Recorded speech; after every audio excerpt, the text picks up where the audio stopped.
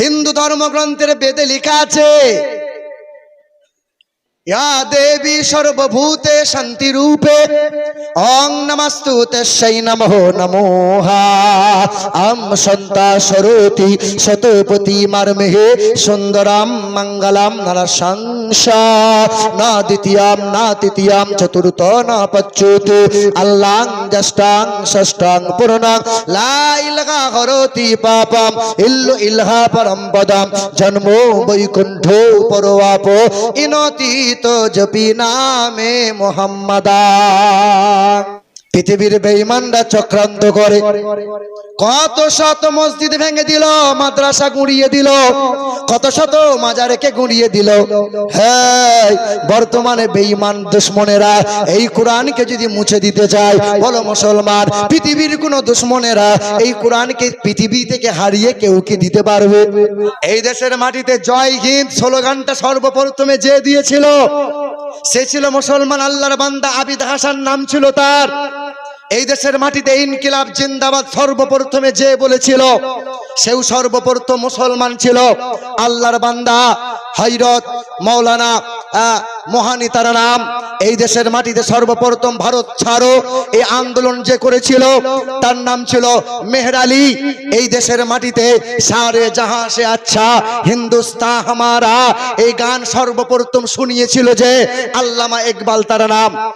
এ মুসলমান ভাইরা আমার, আল্লাহ পাক রব্বুল আলামিন এক ফোঁটা পানি দিয়ে এই যে পুরুষের শিরদাঁড়া থেকে এক ফোঁটা পানি, মহিলার পাঁজর থেকে এক ফোঁটা পানি, পুরুষের শিরদাঁড়া থেকে এই বীর্য এই পানিটা মহিলার গর্ভে প্রবেশ হয়। আমার আল্লাহ পাক রব্বুল আলামিন এই পানিটাকে 40 দিনে আমার আল্লাহ পাক রক্ত বানিয়ে দেয়। আবার 40 দিন যায়, আমার আল্লাহ পাক এই রক্তকে মাংসপিণ্ড দাঁড় করিয়ে দেয়। আবার 40 দিন যায়, আমার আল্লাহ পাক এক চামড়ার পোশাক পরিয়ে এক আকৃতি দান করে, যেমন 43 হয়ে যায়। আমার আল্লাহ পাক রব্বুল আলামিন মায়ের পিঠে বাচ্চার রূহ দান করে দেয়। বাচ্চা নাড়াচাড়া শুরু করে। হাল আতা আলাল ইনসান হিনুম মিনাদ দাহরি লাম ইয়াকুন শাইআম মাযকুরা ইন্না খালাকনাল ইনসান মিন নুতফাতিন আমশাদ নাবতালি ফাজআলনাহু সামিআম বাসীরা। আমার আল্লাহ পাক রব্বুল আলামিন জানাই, আগে আমার ওই বান্দাকে শ্রবণ শক্তি দান করেছে, তারপরে আমি আল্লাহ পাক দৃষ্টি শক্তি দান করেছে। মুফাসসিররা বলেছেন, পৃথিবীর বৈজ্ঞানিকরা প্রমাণ করিয়ে দিয়েছে, মায়ের পেটের বাচ্চার যখন 6 মাস বয়স হয় পৃথিবীর সব শব্দ বাচ্চা শুনতে পায়। এ মুসলমান ভাইরা আমার, বেদে লেখা আছে, ও নমো জগদাত্রী মহিমা বাসুদামার মেহে সুন্দরম মঙ্গলম নরসংসা জোরদস্য জ্যোতিদা যোগশস্য প্রভান্ন নাধে মনস্য কীরে। পৃথিবীর জমিনে কল্যাণকর্তার আবির্ভাব হবে, তিনি হবেন মুক্তির দূত, তিনি হবেন জগৎ গুরু। শুধু মুসলমানদের গুরু হবেন না, তিনি হবেন জাতি ধর্ম নির্বিশেষে সকলের হবেন গুরু। তিনি হবেন মানব জাতির মুক্তির দাতা। পৃথিবীর কোন মানুষ যদি সেই মুক্তির দাতা সেই গুরুর দিকে লক্ষ্য করে, সেই গুরুর আদর্শকে গলায় ঝুলিয়ে নিতে পারে, তার জন্য পৃথিবী সহজ হয়ে যাবে। পৃথিবী জান্নাত, পৃথিবী থেকে জান্নাতে যাওয়া বড় আসান হয়ে যাবে। ওই মানুষটা দামি মানুষ হবে। পৃথিবীর মুসলমান ভাইরা আমার, তোমার আমার নবী হলেন আকাশ। হিন্দুরা যদি আকাশের দিকে তাকায় আকাশ দেখতে পাবে, খ্রিস্টানরা যদি আকাশের দিকে তাকায় আকাশ দেখতে পাবে, আদিবাসীরা যদি আকাশের দিকে তাকায় আকাশ দেখতে পাবে, মুরব্বীরা যদি আকাশের দিকে তাকায় আকাশ দেখতে পাবে, ছোটরা যদি আকাশের দিকে তাকায় আকাশ দেখতে পাবে। তৃণমূল পার্টি করে যারা আকাশের দিকে তাকালে আকাশ দেখতে পাবে, শুধু বিজেপি দেখতে পাবে না। না সবাই দেখতে পাবে? সবাই পাবে। দয়ার নবীর দিকে যারাই তাকাবে সেরাই তাহারাই দেখতে পাবে। তোমার সন্তানকে যদি শ্রেষ্ঠ সন্তান বানাতে চাও, দিন ও দুনিয়ার বাদশা হাবিবে কিবরিয়া জনাবে মুহাম্মদুর রাসূলুল্লাহর আদর্শকে লক্ষ্য করো। তোমার সন্তানকে শ্রেষ্ঠ নওজোয়ান যদি বানাতে চাও, দিন ও দুনিয়ার বাদশা হাবিবে কিবরিয়া জনাবে মুহাম্মদুর রাসূলুল্লাহর আদর্শকে ফলো করে নাও, শ্রেষ্ঠ নওজোয়ান হবে। তুমি যদি শ্রেষ্ঠ মানুষ হতে চাও, দিন ও দুনিয়ার বাদশা হাবিবে কিবরিয়া জনাবে মুহাম্মদুর রাসূলুল্লাহর আদর্শ গলায় ঝুলিয়ে নাও। পৃথিবীর জমিনে সবচেয়ে দামি মানুষ তুমি হবে। এ মুসলমান ভাইরা আমার, পৃথিবীর জমিনে যত পীর এলো, যত দরবেশ এলো, সাহাবায়ে কিরামগণ থেকে আরম্ভ করে যত আল্লাহ পাকের বান্দারা এলো, সবাই নবী নবী করলো, সবাই নবীর গুণগান করে গেল। আল্লাহ পাকের আসমানের ফেরেশতারা, জমিনের ফেরেশতারা সর্বদাই নবী নবী করেছে। তামাম নবী পয়গম্বরেরা সব সময় নবী নবী করে গেছে। তামাম সাহাবায়ে কিরামগণ সব সময় নবী নবী করেছে। হযরতে আবু বকর সিদ্দিক নবী নবী করেছে, ওমর ফারুক নবী নবী করেছে, উসমান গনি নবী নবী করেছে, মাওলানা আলী নবী নবী করেছে। পৃথিবীর জমিনে যত তাবি এলো, তবে তাবিঈন এলো, সকলেরা নবী নবী করলো। পীরানে পীর দস্তগীর মহিউদ্দিন আব্দুল কাদের জিলানী জীবন ভর নবী নবী করলো। খাজা বাবা মঈনুদ্দিন সারা জীবন নবী নবী করলো। খাজা বাহাউদ্দিন নকশবন্দি জীবন ভর নবী নবী করলো। খাজা শেখ আহমদ শিরহান্দি নবী নবী করলো। বাবা কুতুবউদ্দিন আউলিয়া জীবন ভর নবী নবী করে গেল। খাজা ফরিদউদ্দিন গঞ্জ সাকার নবী নবী করে গেল। আহলে সুন্নাতুল জামাতের মানুষ আমরা যদি বাঁচতে চাই, পৃথিবীর জমিনে যদি কল্যাণ ও কামিয়াবি পেতে চাই, জীবন ভর নবী নবী করো। আর নবী নবী যদি করে মরে যেতে পারে, পৃথিবীতে কামিয়াবি হব, কবরে আমরা নাজাত পাবো, আর হাসরের ময়দানে থেকে হাসতে হাসতে জান্নাত যেতে পারবো। এ মা বোনেরা, মা তুমি যদি ভালো হও, সন্তান তো নিশ্চয়ই ভালো হবে। বাপ তুমি যদি ভালো হও, সন্তান তো নিশ্চয়ই ভালো হবে। কারণ বড় পীর আব্দুল কাদের জিলানীর বাবা হযরতে মুসা জাঙ্গ রহমতুল্লাহ আলাইহি একটা আপেল কুড়িয়ে পেয়েছিলেন। কি গো, একটা আপেল কুড়িয়ে পেলেন, সন্ধান করলেন। বাগানের মালিকের সঙ্গে খবর হয়ে গেল। বাগানের মালিক বলে মাফ করব না, এতদিন সেবা করতে হবে, বাগানের দেখভাল করো, তারপরেও মাপ নাই। তবে মাপ কেমনে পাওয়া যায়? বলে আমার একটা কন্যা আছে, চোখে দেখতে পাই না। আমার এক কন্যা, যে কন্যা হাঁটতে পারে না, যে কন্যা বলতে পারে না, যে কন্যা শুনতে পায় না, ওই কন্যাকে যদি বিবাহ করতে পারো তবেই তোমাকে মাফ করব। এ মা বোনেরা, শুধু ঘটনা জীবনী শুনলেই হবে না। যখন আল্লাহ পাকের ওলি মুসা জাঙ্গ রহমতুল্লাহ আলাইহি হুজুরের যেই দিন বিবাহ হবে, বিবাহ হলো, বাসর রাতে ঢোকার সময় আসসালামু আলাইকুম ওয়া রাহমাতুল্লাহ সালাম দিয়েছেন, ছুটে এসে দরজা থেকে পালিয়ে যায়। পালাচ্ছেন কেন? বলে বিবি তো আমার নয়, আমার বিবি তো চোখে দেখতে পায় না, আমার যে বিবি সে তো কানে শুনতে পায় না, আমার যে বিবি সে তো কালো, পায়ে খোঁড়া। এ মা বোনেরা, আহারে মুসা জাঙ্গ রহমাতুল্লাহ আলাইহি বললেন, না না, আমার এই কন্যা এই চোখ দিয়ে কখনো খারাপ জিনিস দেখে নাই, এই কান দিয়ে খারাপ কখনো শ্রবণ করে নাই, এই মুখ দিয়ে কখনো গালমন্দ খারাপ ভাষা বলে নাই, এই পা দিয়ে খারাপ জায়গায় যায় নাই।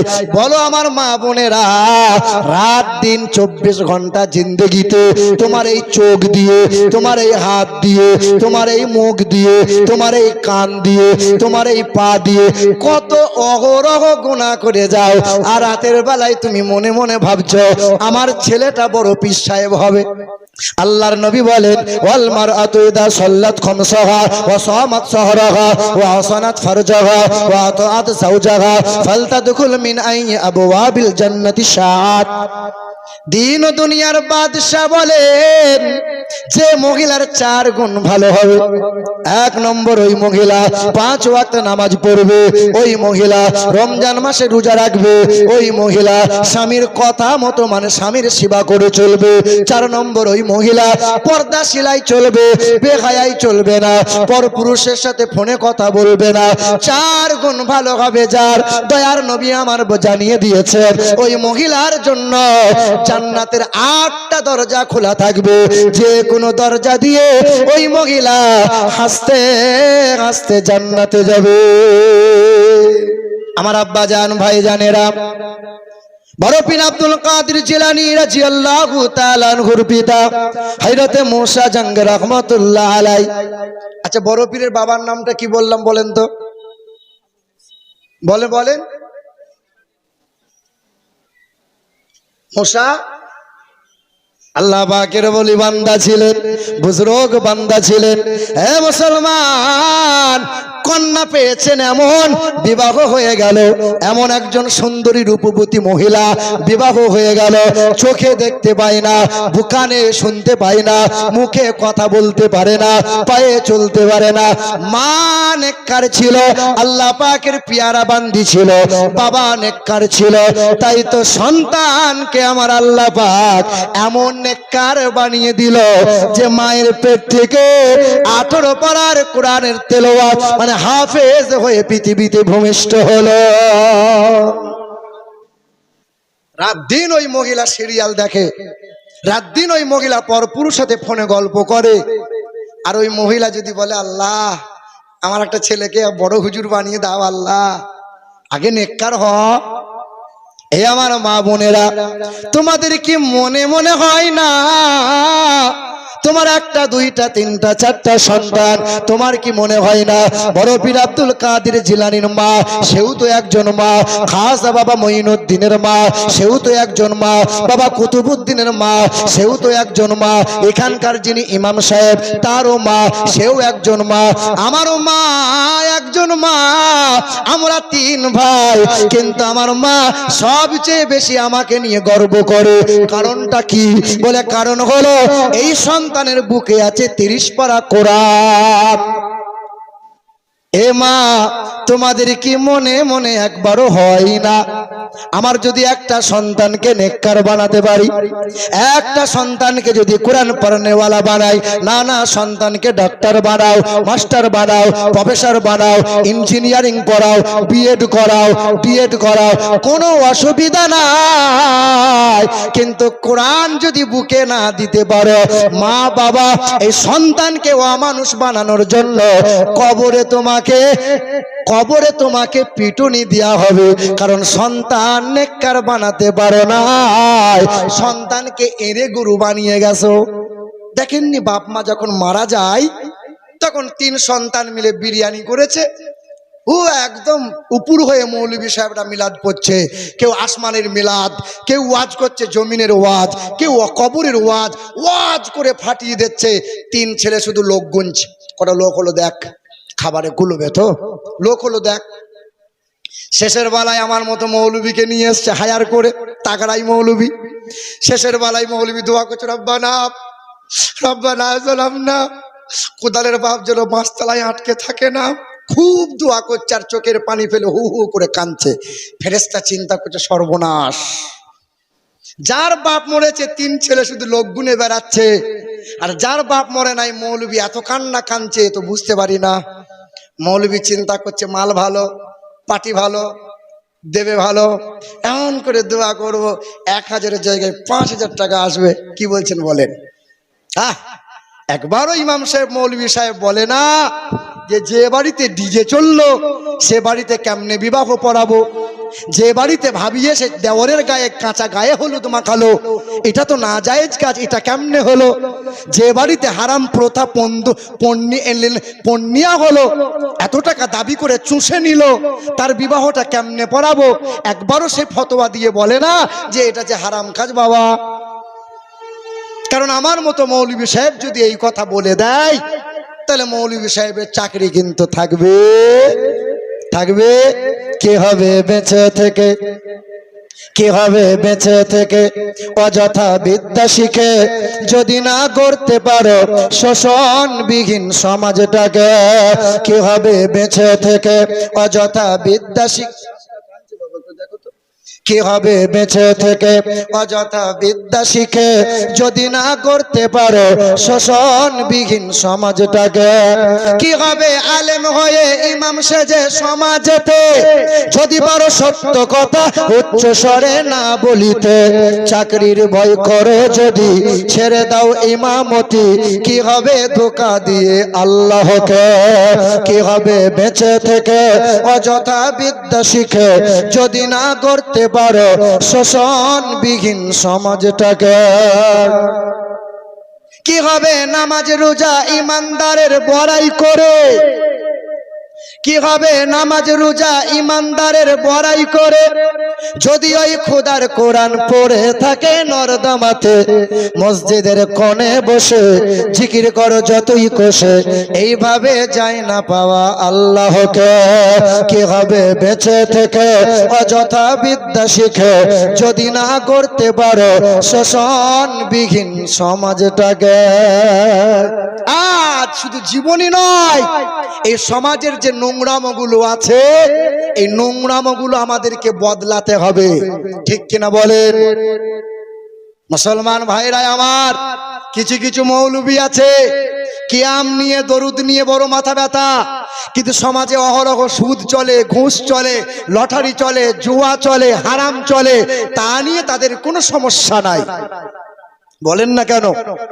মুসলমান ভাইরা আমার আল্লাহ পাক রব্বুল আলামিন জানিয়ে দেয়, এ দুনিয়ার মানুষেরা, পৃথিবীর জমিনে কোনো মানুষ যদি কল্যাণ ও কামিয়াবি লাভ করতে চাও, আগে আমার রাসূলুল্লাহর আদর্শের দিকে লক্ষ্য করে নাও। মা আতাকুমুর রাসূল ফাখুযুহু ওয়া মা নাহাকুম আনহু ফান্তাহু। কোরআন শরীফের পারা নম্বর 28, সূরার নাম সূরা হাসর, আয়াত নম্বর 8। আল্লাহ পাক জগতের মানুষকে জানিয়ে দেয়, এ দুনিয়ার মানুষেরা, এ দুনিয়ার মানুষেরা, কল্যাণ কামিয়াবি যদি পেতে চাও, আমার নবী তোমাদেরকে যা যা দেখিয়েছে, যা যা শুনিয়েছে, তা তোমরা গ্রহণ করে নাও। নবী যা ছাড়তে বলেছে তা থেকে নিজেকে দূরে সরিয়ে নাও। ওয়াত্তাকুল্লাহ, আল্লাহকে ভয় করো, আল্লাহকে ভয় করো, নবীর গোলামি করো, নবীর ইত্তেবা করো। ইহকালে নাজাত পাবে, পরকালে হাসতে হাসতে জান্নাতি হবে। বড় পীর আব্দুল কাদের জিলানীকে মা শিখিয়ে দিলেন, কখনো মিথ্যা যেন বলবে না, কখনো মিথ্যা বলবে না। ডাকাতের দল পাকড়াও করেছে, বল তোর কি আছে, তোর কাছে কি আছে বল। সঙ্গে সঙ্গে বলে আমার কাছে এত দেনার আছে, সঙ্গে সঙ্গে বার করে দেয়। বলে ভয় হয় না, বলে সত্য কথা বলতে কেমনে ভয় পাবো? আমার মা শিখিয়েছে কখনো যেন মিথ্যা কথা বলবে না। বলো মুসলমান, তুমি তোমার সন্তানকে কয়বার বলেছো মিথ্যা বলবে না? তুমি তোমার সন্তানকে কয়বার শিখালে পরের পুকুর থেকে মাছ ধরে আনবে না? তুমি তোমার সন্তানকে কয়বার বললি বলো পরের গাছ থেকে বিনা প্রয়োজনে পরের গাছ থেকে কাউকে না বলে গাছের ফল যেন ছিঁড়বে না, কারো শস্য যেন নষ্ট তুমি করবে না? তোমার সন্তানকে কয়বার বললি বলো? তা তো বলি না, কিন্তু বড় পীরের জীবনী শুনতে হবে। পৃথিবীর বেঈমানরা চক্রান্ত করে কত শত মসজিদ ভেঙে দিল, মাদ্রাসা গুঁড়িয়ে দিল, কত শত মাজারকে গুঁড়িয়ে দিল। হ্যাঁ, বর্তমানে বেঈমান দুশমনেরা এই কোরআনকে যদি মুছে দিতে চায়, বলো মুসলমান, পৃথিবীর কোন দুশমনেরা এই কোরআনকে পৃথিবী থেকে হারিয়ে কেউ কি দিতে পারবে? পৃথিবীর সব কোরআন যদি একটা বস্তায়, শত শত বস্তায় যদি ভরে ভরে দেওয়া হয় আর নদীতে ভাসিয়ে দেওয়া হয়, পৃথিবীর সব কোরআন নদীতে ভাসিয়ে দেওয়া হলো, তাহলে নিশ্চয়ই কোরআন মুছে যাবে? পৃথিবীর সব কোরআন এক জায়গায় জড়ো করে সব কোরআন যদি আগুনে জ্বালিয়ে দেওয়া হয়, তাহলে কোরআন নিশ্চয়ই হারিয়ে যাবে। যদি আগুন লেগে ধ্বংস হয় পৃথিবীর সব বইয়ের দোকান, আরে বিশ্ব থেকে হারাবে না পবিত্র কোরআন। যদি আগুন লেগে ধ্বংস হয় পৃথিবীর সব বইয়ের দোকান, আরে বিশ্ব থেকে হারাবে না পবিত্র কোরআন। বলো কেমন করে করবে ধ্বংস, বলো কেমন করে করবে ধ্বংস তোমার আগুনের তেজ? আরে বিশ্বে ভরা লক্ষ লক্ষ আছে কোরআনের হাফেজ। এ মুসলমান ভাইরা আমার, আল্লাহ পাকের কালাম জানিয়ে দিল, তবে আপনি লাইন কিন্তু ভুলে যাবেন না। আল্লাহ পাক বললেন, আমার নবী তোমাদেরকে যা যা দিয়েছে তা তোমরা গ্রহণ করে নাও, নবী যা ছাড়তে বলে তা থেকে নিজেকে দূরে সরিয়ে নাও। তিন দুনিয়ার বাদশা শিখিয়ে দিলেন, নবী আমার শিখিয়ে দিলেন, হে আমার উম্মতেরা এইভাবে খাবার খাবে, আমার উম্মতেরা এইভাবে শোবে, আমার উম্মতেরা এইভাবে বাথরুম যাবে। হে আমার উম্মতেরা, আমাকে ভালোবাসো যারা, আমার সুন্নতকে, আমার আদর্শকে গলায় ঝুলিয়ে নেবে তারা, অর্থাৎ নবীর আদর্শ গলায় ঝুলিয়ে নিয়েছে যারা, পৃথিবীতে কামিয়াবি পেয়ে গেছে তারা, নবী নবী করে গেছে যারা, পৃথিবীতে কল্যাণ কামিয়াবি লাভ করেছে যারা, আর নবীকে ত্যাগ করেছে যারা, সব জায়গায় মার খেয়েছে তারা। قل إن كان آباؤكم وأبناؤكم وإخوانكم وأزواجكم وعشيرتكم وأموال اقترفتموها وتجارة تخشون كسادها ومساكن ترضونها أحب ইলাইকুম মিনাল্লাহি ওয়া রাসূলিহি। এ দুনিয়ার মানুষেরা, আল্লাহ পাক বলেন, ওগো নবী আপনি জানিয়ে দেন, তোমরা বাপ মাকে ভালোবাসো, ভাইয়ের হক আদায় করো, ভাইয়ের হক আদায় করো, বোনের হক আদায় করো। এ মুসলমান ভাইরা আমার, নবীজির বয়স যখন 8 দিন ছিল, লক্ষ্য করেন, নবীজির বয়স যখন 8 দিন ছিল, মা হালিমা আমার নবীকে কোলে করে তায়েব শহরে নিয়ে গিয়েছিল। তিন দুনিয়ার বাদশাহ মা হালিমার ডান দিকের স্তনে মুখ লাগিয়েছিল, কিন্তু বাম দিকের স্তনে মুখ লাগিয়ে দুধ পান করেন নাই। ঠিক কিনা বলেন? কোন স্তনে মুখ লাগিয়ে দুধ পান করলেন? ডান। মা হালিমা চিন্তা করেছিলেন হয়তো বাম দিকের স্তনে কোনো রোগ হলো, তাই তো ডক্টরি কবিরাজি করলো, রিপোর্টে রোগ ধরা পড়ে না। তিন দুনিয়ার বাদশাহ শিশুকালে শুধু মা হালিমাকে নয়, তোমাকে আমাকে জগৎবাসীকে জানিয়ে দিল, ভাইয়ের হক কোনোদিন মারবি না, বোনের হক মেরে খাবি না। ও মা হালিমা, আমি তোমার পেটে ধরা সন্তান নই রে মা, তোমার এক সন্তান আছে, তার নাম হলো আব্দুল্লাহ। আমি যদি 2 স্তনে মুখ লাগিয়ে দিই, ভাইয়ের হক মারা হবে, আর ভাইয়ের হক মেরে খাই যারা, জান্নাত পাবে না তারা। মুসলমান বাবাজিরা, ভাইরা আমার, আল্লাহ পাক জানিয়ে দিলেন, ওগো নবী আপনি বলে দেন, মা বাবার সঙ্গে দুর্ব্যবহার করো না। ভাই ভাইয়ের কখনো হক মারবে না, বোনের হক মারবে না, বেবিকে মোহাব্বত করবে, ছেলে মেয়েকে স্নেহভরা ভালোবাসা দেবে। আমি আল্লাহ পাকের ঘোষণা, আহাব্বা ইলাইকুম মিনাল্লাহি ওয়া রাসূলিহি। দুনিয়া দুনিয়া করতে গিয়ে, টাকা পয়সা রুজি রোজগার করতে গিয়ে, ব্যবসা বিজনেস করতে গিয়ে কখনো জানো আমার নবীকে ভুলে যাবে না। যখন আমার নবীকে তোমরা ভুলে যাবে, বেঈমানের হাতে ক্ষমতা যাবে, লাঞ্ছিত অপমানিত তোমরা হবে, সব জায়গাতে মার তোমরা খাবে, সব জায়গাতে অসম্মান হবে, আদরের বিবি থাকবে পাশে, গায়ে হাত বোলাবে না, ছেলে থাকবে মনের মতো, কেউ তোরে আব্বা বলে চাইবে না, পাড়ার বন্ধু অনেক থাকবে, কেউ তোর কাছে আসবে না, বড় বড় পুকুর হবে, মাছ দিবি মরে যাবে, সেখানে আল্লাহ পাকের রহমত পাবি না, ফলে ফসলে বরকত পাবি না, সব জায়গাতে অসম্মান হবি, সব জায়গাতে কষ্ট পাবি যখন তোরা আমার রাসূলকে ভুলে যাবে। 1992 ডিসেম্বরের 6 তারিখে বাবরি মসজিদ শহীদ করেছিল। আমরা মুসলমানরা আন্দোলন করেছিলাম, আমাদের বাপ দাদুরা সবাই আন্দোলন করেছিল। সেই আন্দোলনের করার পর বহু বছর পর রায় দিল যে এখানে রামের কোনো চিহ্নই নাই। তবে মুসলমান তোমরা চিন্তিত করো না, চিন্তিত হইও না, সাম্প্রদায়িক সম্প্রীতি বজায় রাখো, তোমাদের জন্য মসজিদ একটা বানিয়ে দেওয়া হবে মাঠের ময়দানে, আর এই বাবরি মসজিদ যেখানে ভেঙেছে রাম মন্দির এখানেই হবে। এটা হলো দেশের আইন, আইন পাশ করলো। আমরা মুসলমানরা বলেছিলাম একটা মসজিদ যাচ্ছে যাক, তবে হিন্দু মুসলমান সম্প্রীতিটা বজায় থাক। কি গো এ মুসলমান ভাইরাই আমার। তারপরে আপনারা দেখেন, তারপরে নূপুর শর্মা আমার রাসূলুল্লাহ চরিত্র নিয়ে কটূক্তি করেছিল না করে নাই? শুধু আমরা মুর্শিদাবাদের মানুষ শুধু নয়, গোটা বিশ্বের মুসলমানরা আমরা সবাই আন্দোলন করেছিলাম, ফাঁসি চাই, ফাঁসি চাই, নূপুর শর্মার ফাঁসি চাই। বলেন তো বাবা, নূপুর শর্মার ফাঁসি কি হয়েছে? তারপরে ওরা 3 তালাকের বিল পাশ করলো, মুসলমানরা আন্দোলন করলো, সেই 3 তালাকের বিল কি বাতিল হয়েছে? বলো বলো। তারপরে ওরা আইন চালু করলো, এনআরসি করতে হবে, মুসলমানগুলোকে কোণঠাসা করতে হবে, মুসলমানগুলোকে দেশ থেকে বিদায় করতে হবে। তারপরে কিছুদিন ঝিমমারা হয়ে গিয়ে মুসলমানদের ওয়াকফ নিয়ে আঙুল তুলে দিল, মুসলমানদের ওয়াকফ নিয়ে বিল পাশ করলো।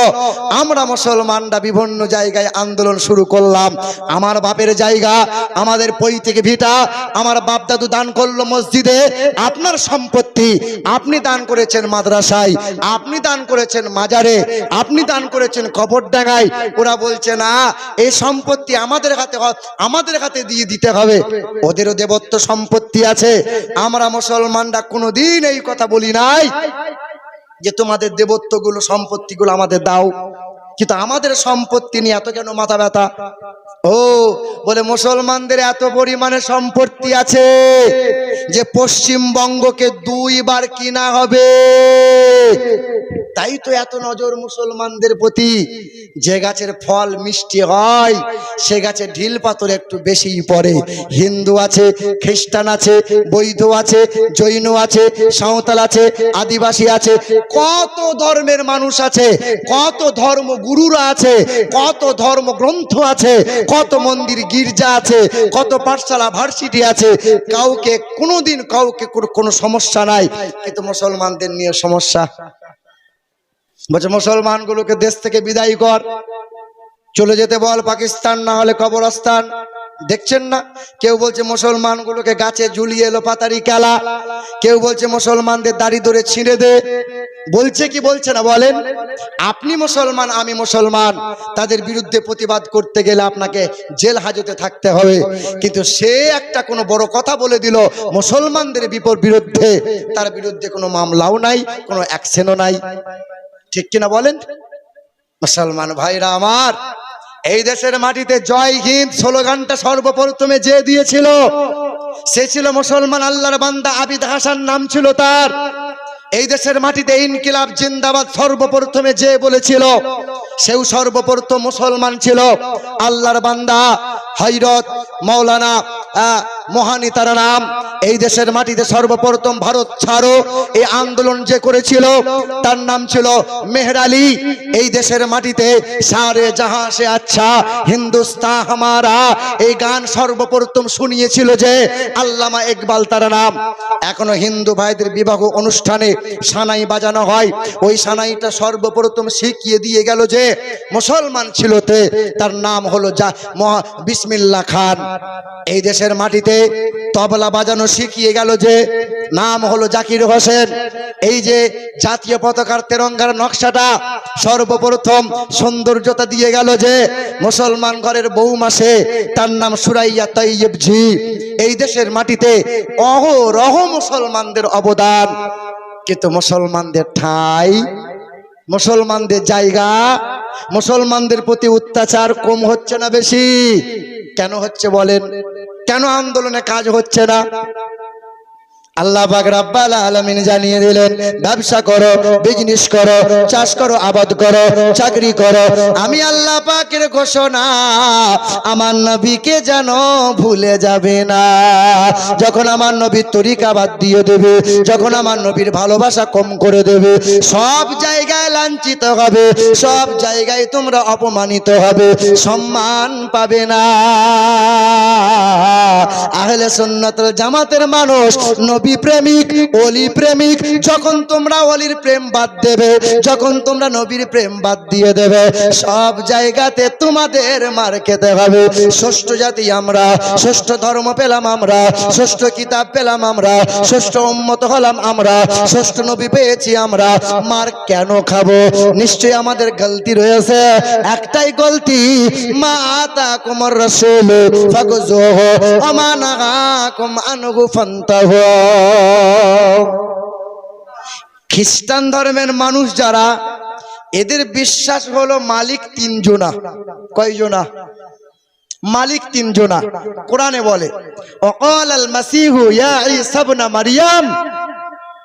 খ্রিস্টান ধর্মের মানুষেরা বিশ্বাস করে এক মালিক আল্লাহ, আর মালিকের একটা বিবি আছে, সেও মালিক, তার নাম মারিয়াম। আর ওই মালিকের একটা ছেলে আছে, তার নাম যিশু, সেও একজনা মালিক। মালিক তিনজনা। জোরে বলো, জোরে বলো নাউজুবিল্লাহ। এটা খ্রিস্টান ধর্মের মানুষ যারা। হিন্দু ধর্মের মানুষ যারা, এদের বিশ্বাস, এদের ধারণা আরেকটু আলাদা। জি, এদের বিশ্বাস, এদের ধারণা আরেকটু আলাদা। ওয়া মুসলিমরা বিশ্বাস করে যে আকাশের মালিক একজনা, জমিনের মালিক আর একজনা, সূর্যের মালিক একজনা। এই দেখেন না, লোহা লক্করের মালিক হলো বিশ্বকর্মা। বিদ্যা দেবে কে? বলে সরস্বতী। ছেলে মেয়ে দেবে কে? বলে শিব দুর্গা। আর লোহা লক্করের মালিক হলো বিশ্বকর্মা। আর রুজির মালিক কে? বলে লক্ষ্মী। ঠিক না বল? অনেকজন আবার বৃহস্পতিবারের দিনটাকে লক্ষ্মী বলে। ঠিক না ভুল বলো? আমাদের মুসলমান ঘরের অনেক মা বোনরাও বলে আজ লক্ষ্মীবার, তোর বাপের বার, লক্ষ্মীবার। এই শোনো আমার শিক্ষিত মুসলমান ভাইরা আমার, ওদের বিশ্বাস, ওদের ধারণা অসম্মান করার জন্য বলছি না। ওদের বিশ্বাস, ওদের ধারণা, কিন্তু বেদ পুরাণ ওরা কখনো পড়ে না, তাই এটা বিশ্বাস করে। ওদের বিশ্বাস, কেউ বলে মহেশ্বর, কেউ বলে বিষ্ণু, কেউ বলে ব্রহ্মা, সৃষ্টিকর্তা ইত্যাদি বিভিন্ন জনা বিভিন্ন রকম মানে। কিন্তু বেদে লেখা আছে যে যতই মানো না কেন, যতই পূজা অর্চনা করো না কেন, প্রভু কিন্তু একজনা, সৃষ্টিকর্তা একজনা, মালিক একজনা। ও নমো ব্রহ্মাণ্ড প্রভাসিত নমো কল্যাণ শান্তি যুগে যুগে নমোহা। ঈশ্বর সর্বস্ব জাগতং ব্রহ্ম সর্বদং খালিদং ধর্মবহ। না দ্বিতীয়াম না তৃতীয়াম চতুর্থ না পঞ্চমে না পঞ্চম না ষষ্ঠম সপ্তম না পঞ্চমে। তিনি এক অদ্বিতীয়, লা শারীকা লাহ। তিনি কখনো খায় না, তিনি কখনো ঘুমান না, তার কোনো বিবি নাই, তার কোনো বাচ্চা নাই। তিনি তিনার মতো আর কেউ হবে না। আমাদের কোরআন বলে, আমরা জানি বিসমিল্লাহির রহমানির রহিম, কুল হুয়াল্লাহু আহাদ আল্লাহুস সামাদ লাম ইয়ালিদ ওয়া লাম ইউলাদ ওয়া লাম ইয়াকুল লাহু কুফুয়ান আহাদ। এক আল্লাহ, তিনি কখনো খায়, তিনি কখনো ঘুমায়, তার কোনো বিবি নাই, তার কোনো বাচ্চা নাই, তিনি কখনো জন্ম নেন নাই, তিনি কাউকে জন্ম দেন নাই। এক আল্লাহর মতো আল্লাহ কেউ হবে না। কোরআনের মতো এমন কিতাব আর কেউ পাবে না। নবীর মতো এমন মহান নেতা আর কেউ কখনো পাবে না। নবীর মতো এমন নবী আর পাবে না। মদিনাতুল মুনাওয়ারার মতো এমন শহর আর কেউ পাবে না। জমজমের মতো এমন পানি, দ্বিতীয় পানি আর হবে না। কাবার মতো দ্বিতীয় কাবা আর কেউ পাবে না। তিনি এক এক করে বানিয়ে দিয়েছেন রে বাবা আমার দিন দুনিয়ার বাদশাহ হাবিবে কিবরিয়া জানাবে মুহাম্মদুর রাসূলুল্লাহ। আবার বেদ বলল, আম শান্তা সরতি শতপতি মারমেঘে সুন্দরাম মঙ্গলাম নরসংসা। তিনি হবেন মহান নবী, যিনি কখনো মিথ্যা কথা বলবেন না। তিনি হবেন সত্যপ্রিয়, তিনি হবেন সত্যবাদী। তাই তো বড় পীরের মা উম্মুল খায়ের ফাতেমা বলে, বাবা আব্দুল কাদের জিলানী, কখনো যেন মিথ্যা তুমি বলিও না। ঠিক কিনা বলেন? বাপ ছেলেকে নিয়ে ঘরে বসে আছে, এমন সময় দরজায় আওয়াজ দিয়েছে, কোদাল আছো গো, কোদালের বাপ আছো? তা ছেলেকে বলছে, বাপ দেখে আই তো। ছুটে এসে দেখে এসে বলছে, বাবা কোদালের বাপ। তা বলছে, বলে আয় আব্বা ঘরে নাই, 10 দিন হলো কলকাতায় গেছে। 10 দিন হলো কেন? টাকা পাই যে। তা ছেলে যখন বলে এলো, তা আব্বাকে বলে, আব্বা তুমি তো ঘরে বসে আছো, আর মিথ্যা কথা কেন বলালে? বলে, উপায় নাই, চাই, দেখা হলেই টাকা চাইবে। কথা বুঝতে পারলেন না?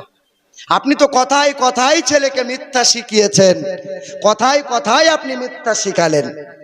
এই কিছুদিন আগে একটা লোক আমাকে প্রশ্ন করেছিল, একটা মানুষ, একটা অমুসলিম ছেলে প্রশ্ন করেছিল যে আমরা আমাদের ঠাকুর দেখতে পাই, আমাদের ভগবানকে আমরা দেখতে পাই, পূজা করি, তোমরা যে আল্লাহ আল্লাহ করো, কই আল্লাহকে তোমরা দেখতে পাও? আচ্ছা আপনারা পান নাকি আল্লাহকে দেখতে? মনে হয় না যে আল্লাহকে দেখি একবার? কি বলছেন?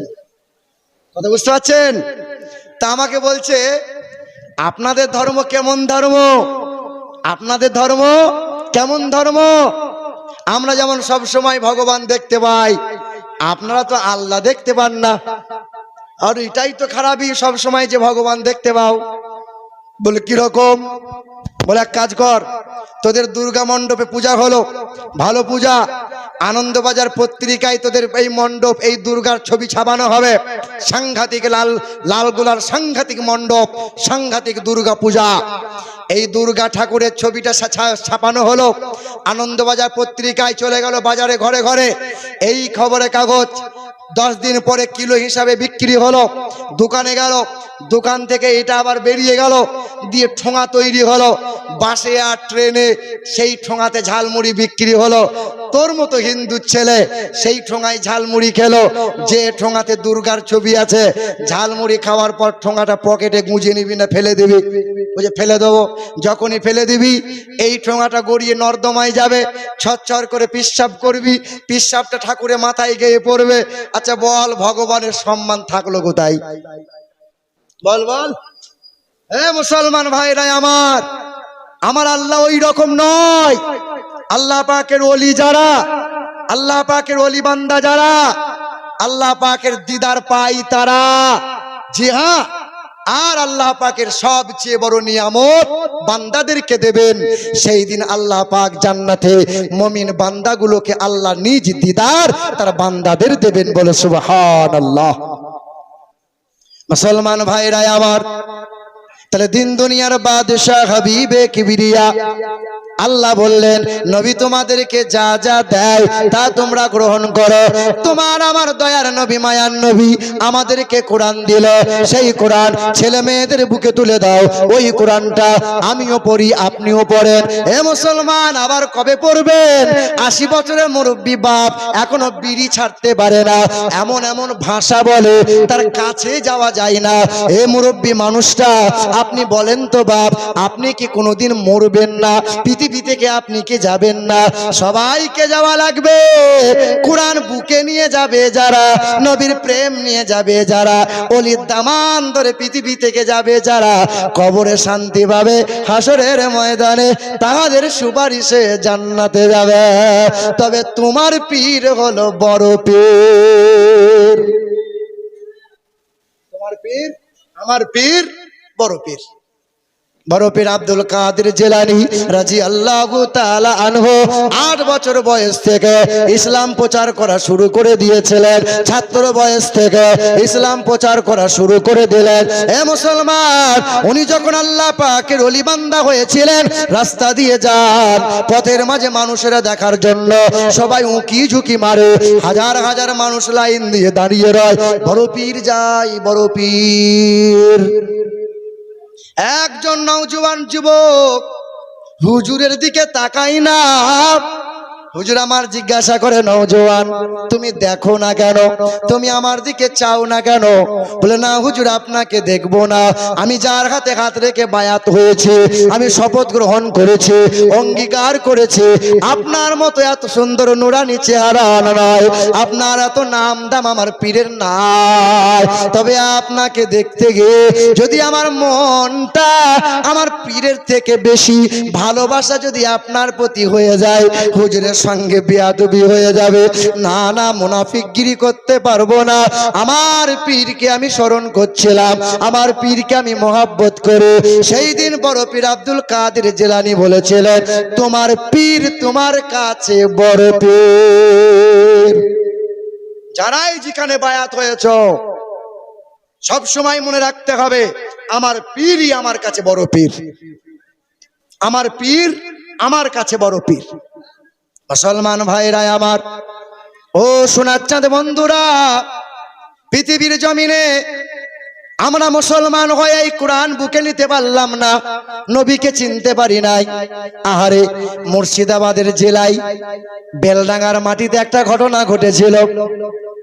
গণেশ পূজা করবে বলে লাইটিং করেছিল, সেই লাইটিং এ আল্লাহর নামের না একটা বদনাম রটিয়েছিল, গালমন্দ করেছিল। শোনেন নাই আপনারা? ওই বেলডাঙ্গার মাটিতে যখন এই রকম ঘটনা ঘটে দিল, মুর্শিদাবাদে বিভিন্ন জায়গায় আন্দোলন শুরু হলো। খবর নিয়ে দেখেন ভাইরা, যে ছেলেটাই কাজ করিয়েছিল সেই ছেলেটাকে পুলিশ প্রশাসন সাইড করে দিল। ছেলেটা গ্রাম থেকে বিতাড়িত হলো, বিদেশ চলে গেল। আহারে, আল্লাহ পাক কাউকে চায় তো আল্লাহ পাক আবার কাউকে গজবে ফেলে দেয়।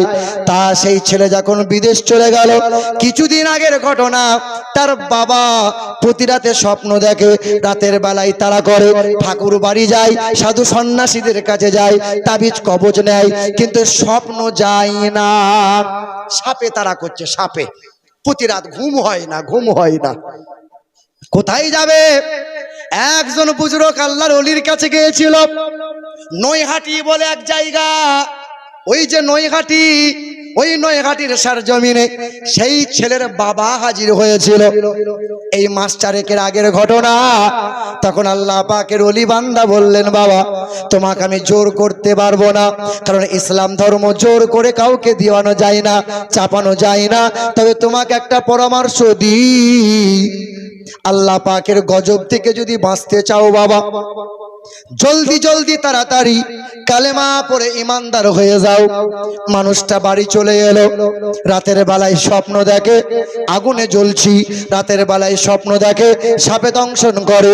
এই মানুষটা চিন্তায় চিন্তিত হলো, কোনো ঔষধে কোনো তাবিজ কবজে যখন কাজ হয় না, কোনো সাধু সন্ন্যাসী তার আর শিফা মানে আরোগ্য করতে পারে না।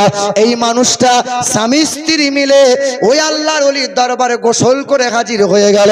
হুজুর হুজুর আমাদের কলমা পড়িয়ে দেন। ছেলে গালমন্দ করে, বাবাকে গালমন্দ করে। ওই বাবা বলে ওর মতো ছেলে আমাদের আর দরকার নাই।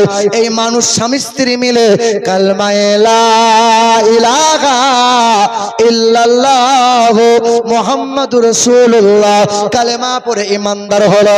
এলাকার ওয়া মুসলিমরা ওই মহিলা মানে স্বামী স্ত্রী দুইজনকে এলাকা থেকে বিতাড়িত করলো।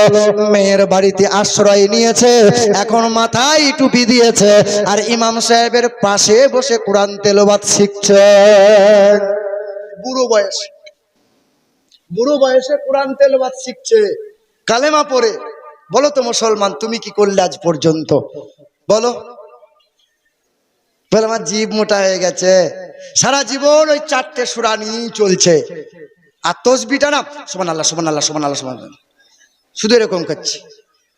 হায় হায় হায় হায়, বলো বলো, শুধু মাথা ঠুকছে এইরকম করে। ইচ্ছে মতো চলবে তা আল্লাহ পাকের গজব তোমার প্রতি পড়বে। কার ইচ্ছে মতো চলতে হবে? আল্লাহ এবং রাসূলুল্লাহর ইচ্ছে মতো চলা লাগবে। মুসলমান ভাইরা আমার, ও সোনার চাঁদ বন্ধুরা আমার, শুধু মানুষেরা, আর একটা টাটকা ঘটনা শুনিয়ে দিয়ে যাই। আমার এই যে গাড়িটা করে এসেছি, এই গাড়িটা করে বছর 2 আগে ওই কলকাতা ঠাকুরপুকুর বেহালা রাস্তা ধরে কাকদ্বীপ নামখানা যাচ্ছিলাম। ঘন ঘন ঠাকুরপুকুরে দেখবেন ঘন ঘন সিগন্যাল।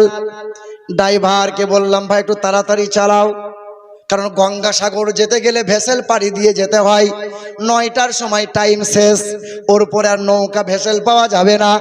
ড্রাইভার তড়িঘড়ি করতে গিয়ে রেড সিগন্যাল পড়ে আছে, মানে নাই, রেড সিগন্যাল পার করে দিয়েছে।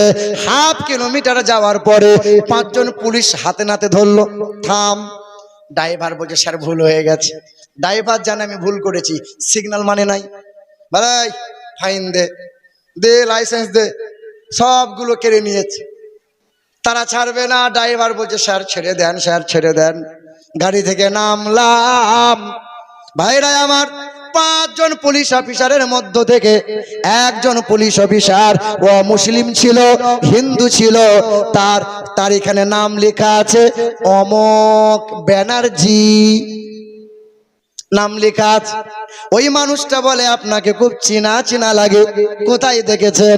বলে আপনাকে মোবাইলে দেখেছি, মোবাইলে আপনার ওয়াজগুলো আমি ফলো করি, আপনি বেদ পুরাণ পড়েন, ঐতিহাসিক নিয়ে আলোচনা করেন। হুজুর আপনি এই রকম কেন ভুল করলেন? এখানে যে বড় রকম সিগন্যাল মানলে ফাইন দেওয়া লাগবে। আমি বললাম আপনি আমাকে চেনেন? বলে হ্যাঁ। বলে আপনি যখন চেনেন তা গোলমাল কেন করেন? ভাইরা আমার, সেই দিন পুলিশটা বলছিল আপনি হুজুর মানুষ, যান আজকের মতো যান, তবে এই রকম আর কাজ করিয়েন না।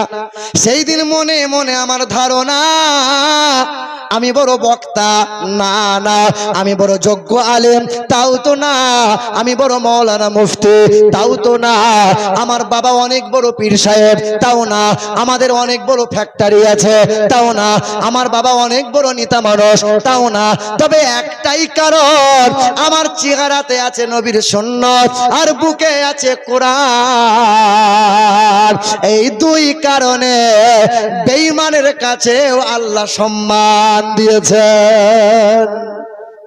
বেঈমানের সামনে আল্লাহ সম্মান। এ মুসলমান ভাইরা আমার, শিক্ষার জন্য বলছি বাবা, না নিজের কোনো আহমিকা নয়।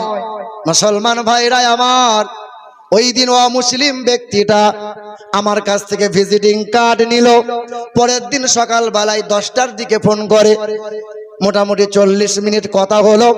তার কথায় একটাই কথা বারবার বলে যে আপনাদের রীতি বড় ভালো লাগে, কারণ মানুষ যখন মারা যায় কত সুন্দর করে সাজায়, তাকে চোখে সুরমা লাগায়, গায়ে সুগন্ধ লাগায়, কর্পূর দেওয়া হয়, সুন্দর নতুন পোশাকটা পরিয়ে দিয়ে তাকে আদর করে পালকিতে নিয়ে কত সুন্দর করে কবর দেয়। হুজুর আমাদের ধর্মের নীতি বড় খারাপ লাগে।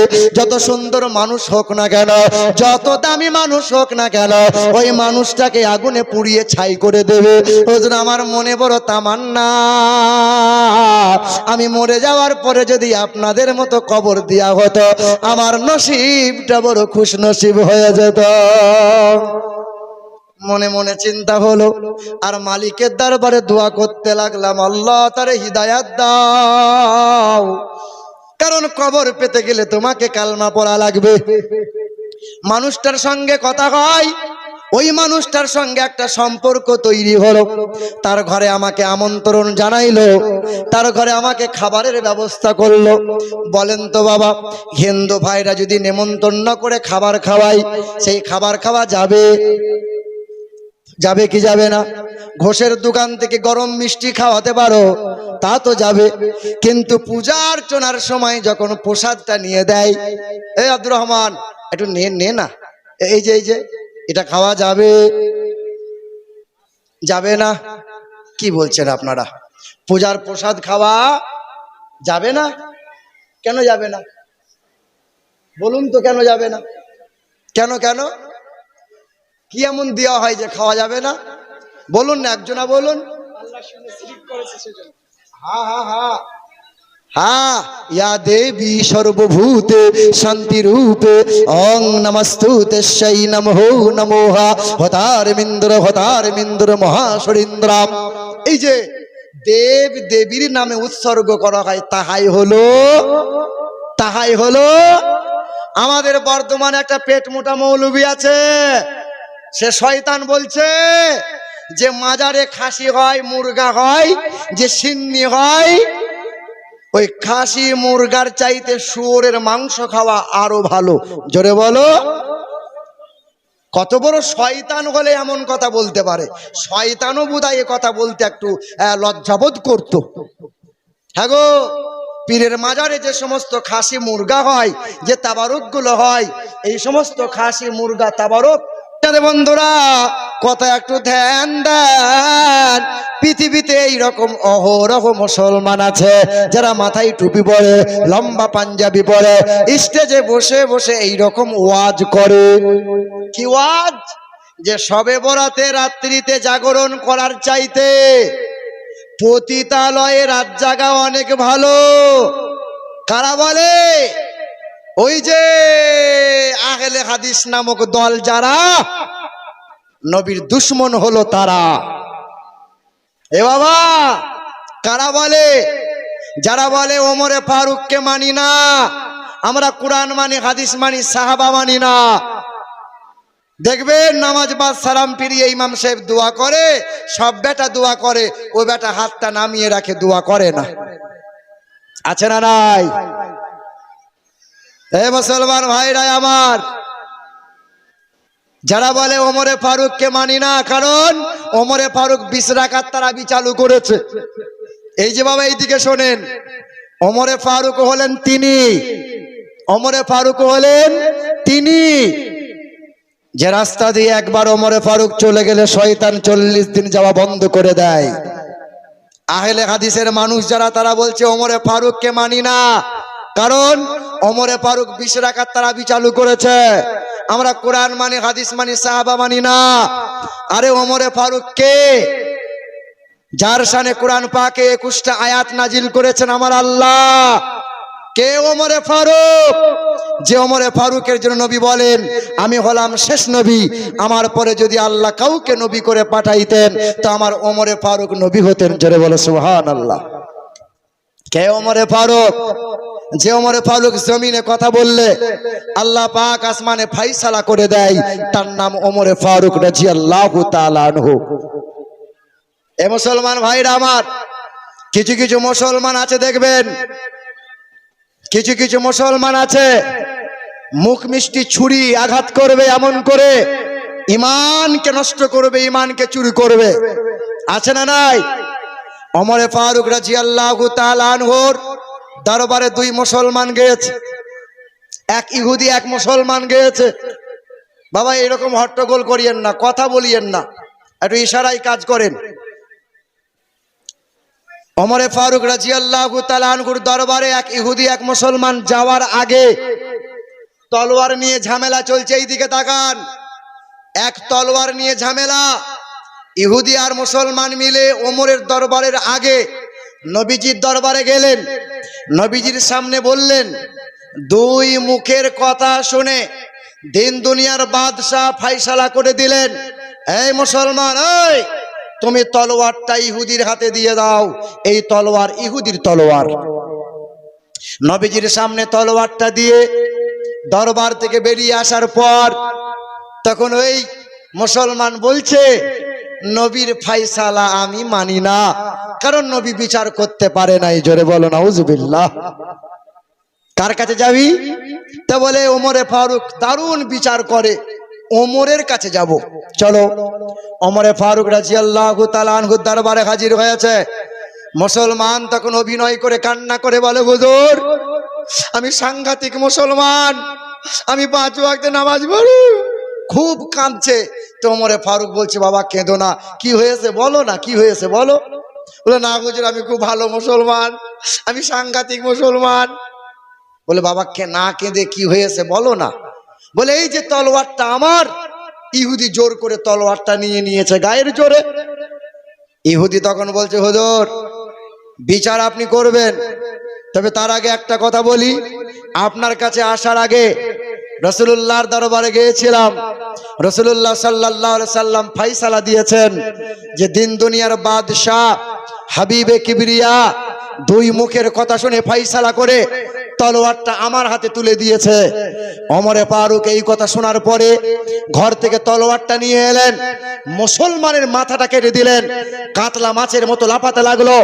মুনাফিকরা আন্দোলন শুরু করে দিল, হত্যার বদলে হত্যা চাই, ওমরের বিচার চাই, হত্যার বদলে হত্যা চাই, ওমরের মাথা চাই। নবীজির দরবারে বিচার জানানো হলো, ইহুদির হাতে তলোয়ার দিয়েছে, আর ওমরে ফারুক মুসলমানের মাথা কেটে নেবে।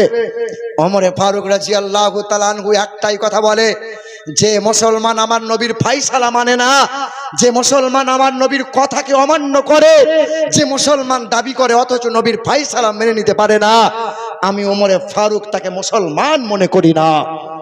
মাথা কেটে নিয়েছে ওমরে ফারুক। আল্লাহ রাসূল বসে আছেন, আসমান থেকে জিবরাইল ফেরেশতা হাজির হয়েছে। আসসালামু আলাইকা ইয়া রাসূলুল্লাহ, আসসালামু আলাইকা ইয়া হাবিবাল্লাহ।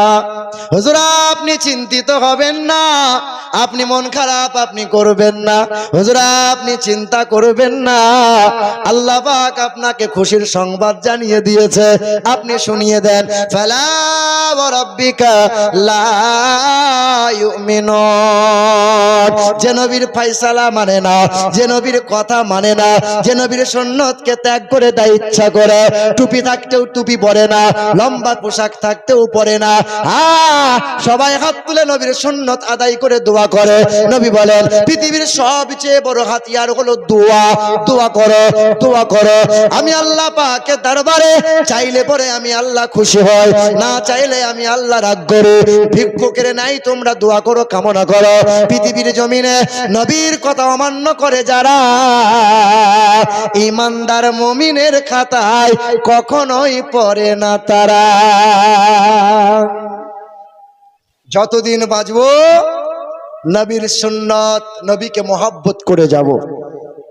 এ মুসলমান, তবে আপনি ভুলে যাবেন না, ওই পুলিশ অফিসার নেমন্তন্ন করলো, তার বাড়িতে হাজির হয়েছিলাম। আহারে খাবারের আয়োজন করেছে, খাবার খেলাম। আমি বললাম বেশিক্ষণ থামবো না, তবে আপনার জন্য দুটো তোহফা নিয়ে এসেছি। এক হলো কোরআন শরীফ, বাংলার অনুবাদ করা আছে, দ্বিতীয় হলো নবীজির জীবনী। এই দুটো কিতাব বাংলাতে এনেছে। সঙ্গে সঙ্গে হিন্দু ঘরের বৌমা বলে, না না আপনাদের কোরআন আমাদের ছোঁয়া যাবে না, লা ইয়ামাসসুহু ইল্লাল মুতাহহারুন। কোরআন সবাই পড়তে পারে, সবাই পড়তে পারে, কোরআন সবাই পড়তে পারে, কিন্তু না পাক অবস্থায় কোরআন ছোঁয়া যাবে না। এই যে দরুদ সবাই পড়তে পারে না, আমরা শুধু দরুদ পড়বো? দরুদ সবাই পড়বে না আমরা শুধু পড়বো? সবাই। কোরআন বলছে সবার জন্য নয়।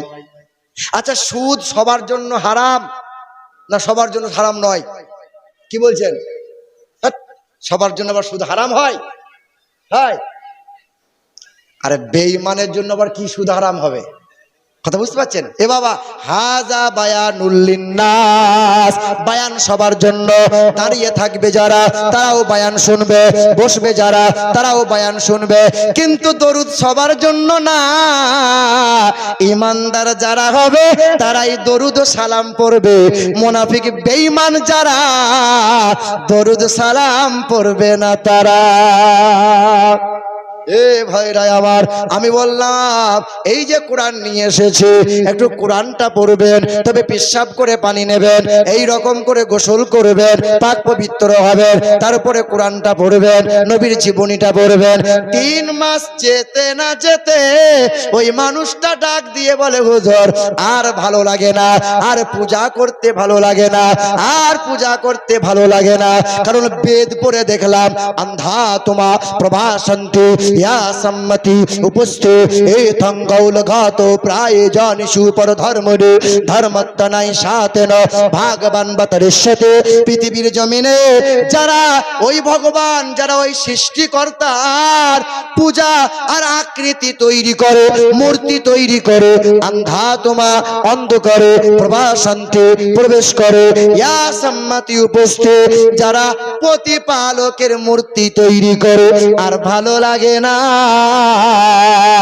কালমা লা ইলাহা ইল্লাল্লাহু মুহাম্মাদুর রাসূলুল্লাহ কালেমা পড়ে মুসলমান হয়ে গেল।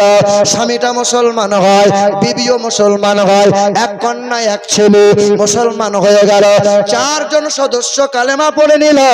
আজ তাদের যদি আপনারা চেহারা দেখেন, আল্লাহর কসম করে বলে, আজ চেহারাটা দেখলে পরে এত সুন্দর নুরানি চেহারা, হালকা হালকা গালে দাঁড়িয়ে আছে, 5 ওয়াক্ত নামাজ পড়ে চেহারা সুন্দর হয়েছে। মাঝে মধ্যে ফোনে কথা হয়, আর বলে হুজুর একটা আমল করি। কি আমল? বলে প্রতিদিন সকালবেলায় 300 বার করে দরুদ পড়ি, তারপরে অফিসে ডিউটি যায়, আবার ডিউটি ছেড়ে এসে রাতের বেলায় ঘুমানোর আগে হাত মুখ ধুয়ে অজু বানায়, অজু বানানোর পরে 300 বার দরুদ পড়ে। আমার ঘরে কখনো অভাব হয় না, কখনো কোনো মানুষের দুশ্মনী করে কেউ ক্ষতি করতে পারে না। পৃথিবীর মানুষেরা সিসিটিভি ক্যামেরা লাগায়, আল্লাহ পাক রাসূলুল্লাহর মহব্বতে দরুদ পড়ার কারণে 2 জন ফেরেশতাকে সব সময় সিসিটিভি ক্যামেরা করে রেখে দিয়েছে, কেউ কোনোদিন আমার ক্ষতি করতে পারে না, আর সংসারে কখনো অভাব আসে না। খবর লাগাও মুসলমানের ছেলেরা। 3 বছর আগে একটা কথা বলেছিলাম, ওই যে উত্তর ভারতের মথুরার বৃন্দাবনে বিখ্যাত একটা মন্দির আছে, দিবাসের মন্দির, 300 বিঘা জমির মধ্যখানে দাঁড় করানো। ওই মন্দিরে ব্রাহ্মণ হয়েছিলেন তিনি, 12টা ভাষায় MA করেছিলেন যিনি, নাম ছিল ডক্টর শিব শক্তি সরোদজি। মূর্খ মানুষ না, শিক্ষিত, বড় শিক্ষিত, সাধারণ নয়। বর্তমানে লাপাচ্ছে যারা, কেউ আসলে বেদ পুরাণ পড়ে নাই, তারা হিন্দু মুসলমান করছে যারা। কি বলছেন? এই তো আজকেই যখন আসার সময় আমাদের ড্রাইভার বাবু বলছেন, এই যে ঠাকুরগুলো নিয়ে যাচ্ছে কারা, বিসর্জন দিতে যাবে। শিখতে পেলেন? কি শিখবো? বলে যারা ঠাকুরগুলো বিসর্জন নিতে নিয়ে যাচ্ছে, কেউ বামুন নয়, সব নিচু জাতের, মন্দিরে ঢুকতে পাবে না তারা, পূজা কখনো করতে পাবে না তারা। বাবরি মসজিদ ভেঙেছিল যারা, আজও বিসর্জন করতে যায় তারা, আসলেও বামুন এরা কেউ নয় তারা। কথা বুঝতে পারলেন? মানে যারা হিন্দু মুসলমান দাঙ্গা করে, পণ্ডিত যারা হয়, শিক্ষিত যারা হয়, প্রকৃত বামুন যারা হয়, দেখবেন হিন্দু মুসলমান দাঙ্গা করে না তারা, কারণ তারা জানে একমাত্র ধর্ম হলো ইসলাম, একমাত্র নবী হলো মুহাম্মদুর রাসূলুল্লাহ। এ ভাই, ওই যে বামুনের কথা বলি, ডক্টর শিব শক্তি সরোজজি কি করেছিল? ওই ব্রাহ্মণ মানুষটা এত বড় ব্রাহ্মণ হওয়ার পর কোরআনটা ছিঁড়েছিল। হিন্দু মানুষরা বাহবা দিয়েছিল, বাহবা দিয়েছিল। কোরআন ছিঁড়েছে। বর্তমানে নেতা যদি কেউ হতে চায়, টিকিট যদি কেউ পেতে চায়, বলে মুসলমানদের পিছনে কাটি লাগা, টিকিটও পাবি, নেতা হবি, এমএলএ এমপি হবি। কি গো, বলো না ঠিক বলছি? এটাই তো চলছে এখন। ভাইরা আমার, কোরআন ছিঁড়ে দিল, শত মানুষে বাহবা দিল। ডক্টর শিব শক্তি সরোজজির জীবনীটা পড়ে দেখবেন বাবা। আহারে, ওই মানুষটা করলো কি? কোরআন ছিঁড়ে দেওয়ার পরে মনের ভেতরে অনুশোচনা হলো। আর ওই মানুষটা দিল্লির চাঁদনি চকে গিয়েছিল, চাঁদনি চক থেকে কোরআন কিনেছিল। ইংরেজি ভাষার অনুবাদ কোরআন কিনবে, ইংরেজিতে কোরআন পড়বে, আরবিতে কোরআন পড়তে পারে না, তাই ইংরেজি ভাষার কোরআনের অনুবাদ কিনলে সে। তাই কোরআনটা বাড়ি নিয়ে এসে 1 বছর 2 মাস 14 মাস কোরআন পড়েছিল। 14 মাস কোরআনটা পড়ার পর বেদ পুরাণ পড়েছিল। আর হাজার হাজার হিন্দুদের সামনে গিয়ে বলেছিল যে মানুষ যখন মারা যায়, বামুনটা তখন মৃত্যু মানুষের কানে কানে একটা মন্ত্র শোনায়, তারপরে ওই যে গঙ্গা জল, ওই যে কলসি নিয়ে 7 বার পাক দেয়, তারপরে মুখে আগুন লাগায়। বলে কি মন্ত্র শোনায়? বলে আমার বড় আফসোস, ওই মন্ত্রটা যদি জ্যান্ত মানুষকে শোনাতো কতই না ভালো হতো। বলে মৃত্যু মানুষের কানে বামুনরা কি মন্ত্র শোনায়? বলে মন্ত্রের নাম হলো অনকাহি মন্ত্র। হতারে মিন্দ্র, হতারে মিন্দ্র, মহাশরীন্দ্রাম মাংমাদাবতীতা দিবাদাকরান্তে পুরকিতিরিতা লা ইলহা হরতি পাপম ইল্লু ইলহা পরম পদম জন্মো বৈকুণ্ঠ পরওয়াপ এনতি তো জপি নামে মুহাম্মাদান। তোমরা যদি উচ্চ পদবী লাভ করতে চাও, আল্লাহ আল্লাহ আল্লাহর নাম জপ করো। আর যদি তোমরা স্বর্গ লাভ করিতে চাও, তোমরা নবী মুহাম্মদের নাম জপ করো, নবী নবী নবী নবী করো, নবীর জীবনী আদর্শ ফলো করো। এহকালে নাজাত পাবে, পরকালে স্বর্গ লাভ করিবে। দেখবেন হিন্দু ভাইরা মারা গেলে ওরা মৃত্যু ব্যক্তির নামের আগে বলে স্বর্গীয়। কি বলে? সেদিন প্রশ্ন করেছিলাম, হ্যাঁ বাবা, তুমি যে বললে স্বর্গীয় সুকুমার, তা সুকুমার স্বর্গে আছে না নরকে আছে জানলে কি করে? বলে লোকে বলে, তাই এটা প্রথা হয়েছে, তাই আমরাও বলি। হে মুসলমান ভাইরা আমার, ডক্টর শিব শক্তি সরোজজি 14 মাস কোরআন পড়েছিল। আর এই কোরআনটা বুকে নিয়ে মন্দিরে দাঁড়িয়েছিল। এই কোরআনটা বুকে নিয়ে হাজার মানুষের সামনে বলেছিল, পৃথিবীর জমিনে নাজাত আর কল্যাণ দেবে একমাত্র পবিত্র কোরআন। নবী দিয়েছে এই পবিত্র কোরআন। মা আয়েশাকে জিজ্ঞাসা করা হলো, নবীর আদর্শটা কি? মা আয়েশা বললেন, কোরআনটাই হলো নবীর আদর্শ, কোরআনটাই হলো নবীর আদর্শ। ডক্টর শিব শক্তি সরোজজি বলেছিল, ডক্টর শিব শক্তি সরোজজি বলেছিল, কালেমা লা ইলাহা ইল্লাল্লাহু মুহাম্মাদুর রাসূলুল্লাহ গলার পইতে খুলে নিয়েছিল। যার হাতে যেমন ছিল সবাই আঘাত করেছিল। কোরআন বুকে নিয়ে কালমা পড়তে পড়তে বার হয়ে গেল। দরজার সামনে দাঁড়িয়েছিল, সবাই কালমা পড়ল। বাবার নাম মহন্ত প্রতং দাসদাস, কালমা পড়ে নিল। মায়ের নাম ভানুমতি, কালমা পড়ে নিল।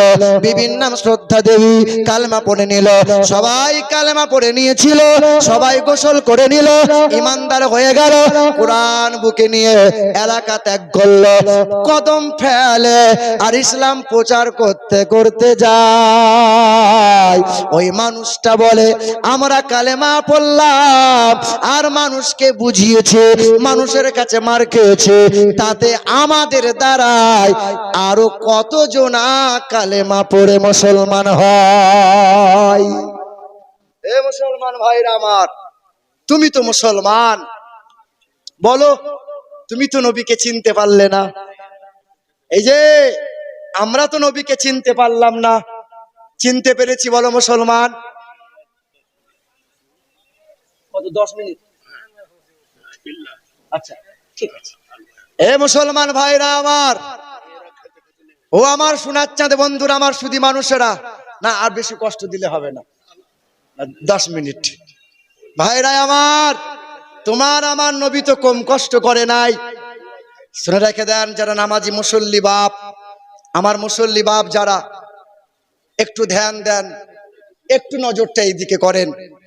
আল্লাহ রসুল একদিন বসেছিলেন, নবীজির বয়স তখন 61 বছর ছিল। এইদিকে তাকান, নবীজির বয়স তখন 61 বছর ছিল। আল্লাহ রসুল আমার কাঠের চৌকির ওপরে বসেছিলেন। আল্লাহ রসুল হঠাৎ করে ডাক দিয়ে বলছেন, আয়েশা, এ আয়েশা। আমাদের মা আম্মাজান আয়েশা সিদ্দিকা ছুটে এসে বলছেন, লাব্বাইক ইয়া রাসূলুল্লাহ, আপনি আমাকে ডাকলেন? এই দিকে তাকান। তখন আম্মাজান আয়েশা বলছেন, ইয়া রাসূলুল্লাহ, আপনি আমাকে ডাকলেন? আল্লাহ রসুল বলছেন, আয়েশা, আমার শরীরে একটু হাত বোলাও। তা আমাদের মা আয়েশা নবীর শরীরে মুবারকে হাত বোলাইছেন আর বলছেন, ইয়া রাসূলুল্লাহ, আপনার শরীর যে খুব গরম গো নবী, বড্ড জ্বর এসেছে আপনার। আল্লাহ রসুল কাঁপা কাঁপা কণ্ঠে বললেন, আয়েশা, ওই জানালায় একটু জাইতুনের তেল রাখা আছে আয়েশা, ওই জাইতুনের তেলটা উষ্ণ করে আমার পিঠে একটু মালিশ করে দাও না আয়েশা। আম্মাজান আয়েশা দৌড়ে গেলেন, জাইতুনের তেলটা উষ্ণ করে নিয়ে নবীজির পিঠের কাছে দাঁড়ালেন। আল্লাহ রসুলকে বলছেন, ইয়া রাসূলুল্লাহ, আপনি পিঠের চাদরটা তুলে ধরেন, আপনার পিঠে আমি তেল লাগাইয়ে দেই। আল্লাহ রসুল 2 হাতে করে পিঠের চাদরটা তুলে ধরে আছেন। আম্মাজান আয়েশা ডান হাতে করে তেলটা নিয়ে লাগাতে যাবেন, কিন্তু মা আয়েশা হাতটা গুটিয়ে নিয়েছেন। নবী বলছেন, আয়েশা, তুমি তেল লাগাও না কেন আয়েশা? আম্মাজান আয়েশা বলছেন, ইয়া রাসূলুল্লাহ, ইয়া হাবিবাল্লাহ, এতদিন আপনার সঙ্গে সংসার করছি গো নবী, কোনদিন আপনার চেহারা ভালো করে সূর্যের আলোতে আমি দেখতে পাই নাই, আজ আমি দেখছি। ওগো রাসূল, আপনার কি ছোটবেলায় পক্স হয়েছিল? আপনার কি ছোটবেলায় বসন্ত হয়েছিল গো নবী? আপনার গোটা পিঠ মুবারকে খাল খাল, দাগ দাগ, গর্ত গর্ত, ঘায়ের দাগ দেখা যায়। তখন আল্লাহ রসুল বলেছিলেন, আয়েশা, যে শরীরে কখনো মশা বসে না, যে শরীরে কখনো মাছি বসে না আয়েশা, এই শরীরে বসন্ত কেমনে হবে? এই শরীরে পক্স কেমনে হবে আয়েশা? এ আয়েশা, তুমি কি শোনো নাই তায়েফের নিষ্ঠুর মানুষদের কথা? আমি তায়েফবাসীর সামনে গিয়ে বলেছিলাম, লা ইলাহা ইল্লাল্লাহ আনা রাসূলুল্লাহ। তায়েফের মুরব্বী মানুষের আমাকে অকথ্য ভাষায় গালমন্দ করেছিল আর বলেছিল, মোহাম্মদ শিশুকালে হালিমার গলে লালিত পালিত হলে আর বড় হয়ে এখন কালেমা প্রচার করতে সে নিজেকে রসুল বলে দাবি করলে, মোহাম্মদ বেরিয়ে যাও। সেদিন তায়েফবাসীর মানুষেরা ওই নওজোয়ান গুলোকে এমন করে লেলিয়ে দিয়েছিল, মোটা মোটা পাথর এমন করে আঘাত করেছিল। আয়েশা রে, আমার শরীরে সাদা রঙের পোশাক ছিল, এই জুব্বা মুবারকে, হ্যাঁ, এমন করে পাথর মেরেছিল, এই পাথরের আঘাতে পোশাক ছিঁড়ে চামড়া ফেটে মাংসের মধ্যে পাথরগুলো গেঁথে গেঁথে গিয়েছিল। আয়েশা জানো আয়েশা, ওই তায়েফবাসীর ছোট্ট একটা নাবালক বাচ্চা, মোটামুটি বাচ্চার বয়স 7-8 বছরের ছেলে, এই দিকে তাকান, ওই বাচ্চা ছেলেটা বড় আশা যে মোহাম্মদকে মারবো আমি। এই তায়েফবাসীর ছোট্ট একটা বাচ্চা ছেলে মোটা একটা পাথর নিয়ে আমি নবীর কাছে এসেছে, মারবে, কিন্তু পাথরটা ছুঁড়তে গিয়ে বাচ্চা পড়ে যাবে। আমি রাসূলুল্লাহর পিঠে পাথরটা মেরে বাচ্চাটা লটকে পড়ে গেছে, কিন্তু তায়েফের নওজোয়ান গুলো এমন করে পাথর মারছিল, আমি ছুটে গিয়ে আমার চাদরটা নিয়ে বাচ্চাটাকে পাখনার মতো ঘিরে নিয়েছিলাম আর বলেছিলাম, তায়েফের নওজোয়ান, আর তোরা মারিস না, মারছিস তো আমাকে মার, তোদেরই ঘরের বাচ্চা, এই বাচ্চাটাকে মেরে ফেলিস না। জানো আয়েশা, কি এমন অপরাধ করেছিলাম? সেদিন তায়েফবাসীর সামনে গিয়ে বলেছিলাম, তোমরা এক আল্লাহকে মেনে নাও, আমি আল্লাহ রসুল, আমাকে স্বীকার করে নাও। আমাকে এমন করে মেরেছিল, সেই মারের দাগ আজ গোটা পিঠ চাল চাল করে দিয়েছে আয়েশা। জানো আয়েশা, হাসরের যখন ময়দান হবে, সে হাসরের কঠিন মুসিবতের দিনে আমি আমার উম্মতিকে বাঁচানোর জন্য কত কাকুতি মিনতি আমি রসুল করব। এমনকি আমার এই পিঠ দাগওয়ালা পিঠটা আমি আল্লাহর সামনে পেশ করব, সেদিন মালিকের সামনে পেশ করব। আর আমার মালিক সেই দিন বলবে, রসুল, যে পিঠে কোনোদিন মশা বসতে দিই নাই, যে পিঠে কখনো মাছি বসতে দিই নাই, আপনি ঘামলে পরে সুগন্ধ করে দিয়েছিলাম, আপনার পেশাব পায়খানাকে পবিত্রময় করেছিলাম, আর আপনি পিঠটা চাল্লির মতো দাগ করে আমার সামনে পেশ করলেন গো নবী। কি চান বলেন? প্রতিশোধ চান? নেন না, বিনিময়ে প্রতিশোধ চান, নেন। সেদিন আমার আপনার দয়ার মায়ার নবী বলবেন, ওগো আল্লাহ, কত মানুষ আমাকে অকথ্য ভাষায় গালমন্দ করেছিল, কত মানুষ আমাকে নির্যাতন পাথরে আঘাত করেছিল, কত মানুষ আমাকে আঘাত করেছিল, কোনোদিন কারো বিরুদ্ধে তোমার কাছে মামলা করি নাই। ওগো মালিক, আজও কারো বিরুদ্ধে আমি মামলা করতে আসি নাই, শুধু আমি চাইতে এসেছি আমার এই গুনাহগার উম্মতগুলোকে নাজাত দিয়ে দাও। আমার উম্মতগুলো বড় দুর্বল, আমার এই উম্মতগুলো জাহান্নামের আগুন সহ্য করতে পারবে না, আমার এই উম্মতগুলো বড় নাদান, আমার এই উম্মতগুলোকে জাহান্নামে দিও না মালিক। সেদিন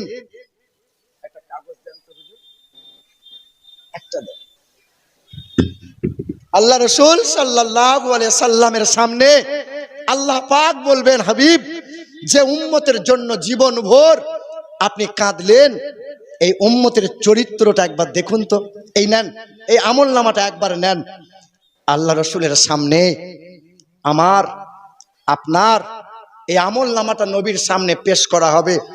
আল্লাহ রাসূল আমার আপনার আমল নামাটা দেখার পর মাথাটা নত করে নেবেন, আর আল্লাহ রাসূল আফসোস করে বলবেন, হায় উম্মত, তুমি আমার জন্য কি নিয়ে এসেছো উম্মত?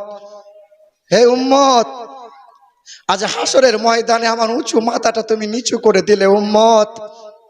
তুমি বছর পেলে, তুমি রাত পেলে, তুমি দিন পেলে, মাস পেলে, সকাল সন্ধ্যা পেলে, আর আমার জন্য শুধু ঘুষ নিয়ে এলে, আমার জন্য সুদ নিয়ে এলে, আমার জন্য তাস আর জুয়া নিয়ে এলে, আমার জন্য লটারি নিয়ে এলে, আমার জন্য শুধু হারামটা নিয়ে এলে।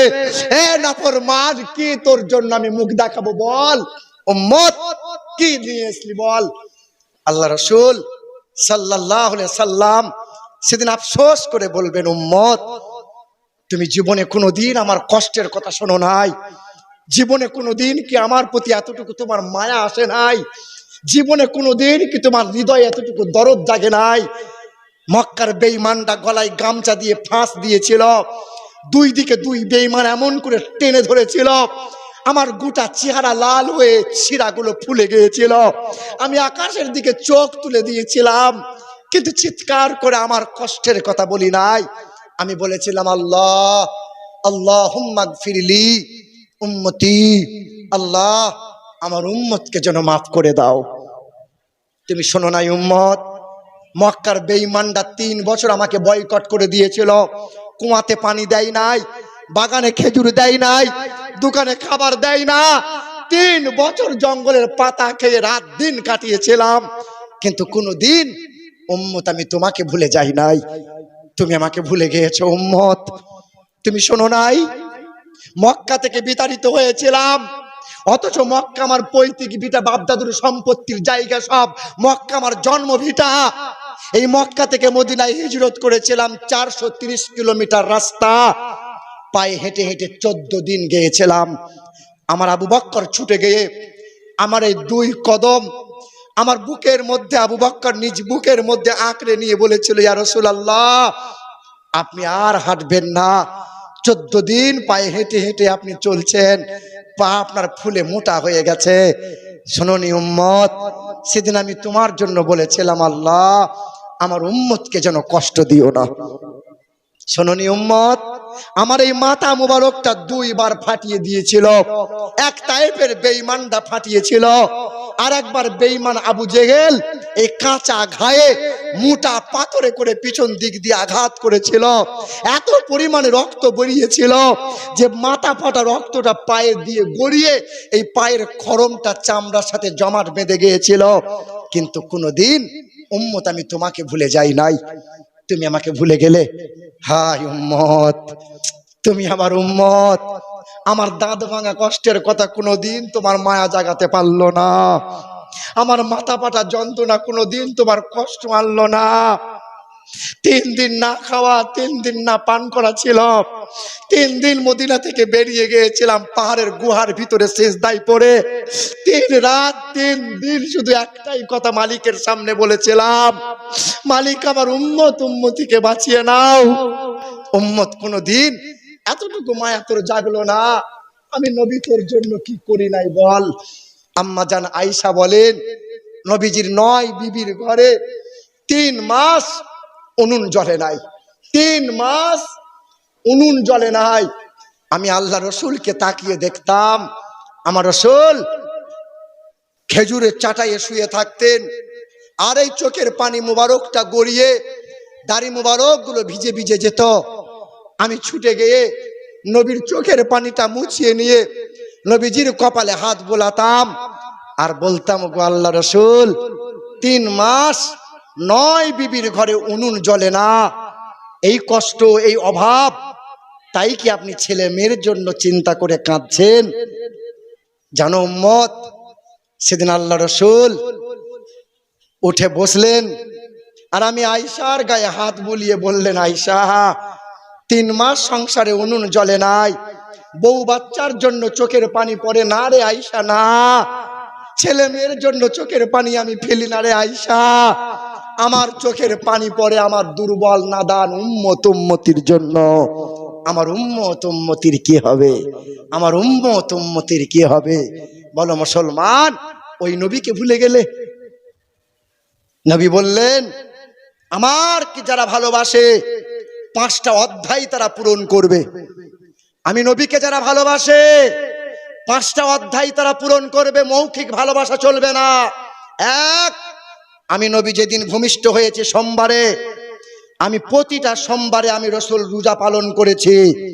আমার মহাব্বতের উম্মত হবে যারা, প্রতি সোমবার রোজা পালন করবে তারা।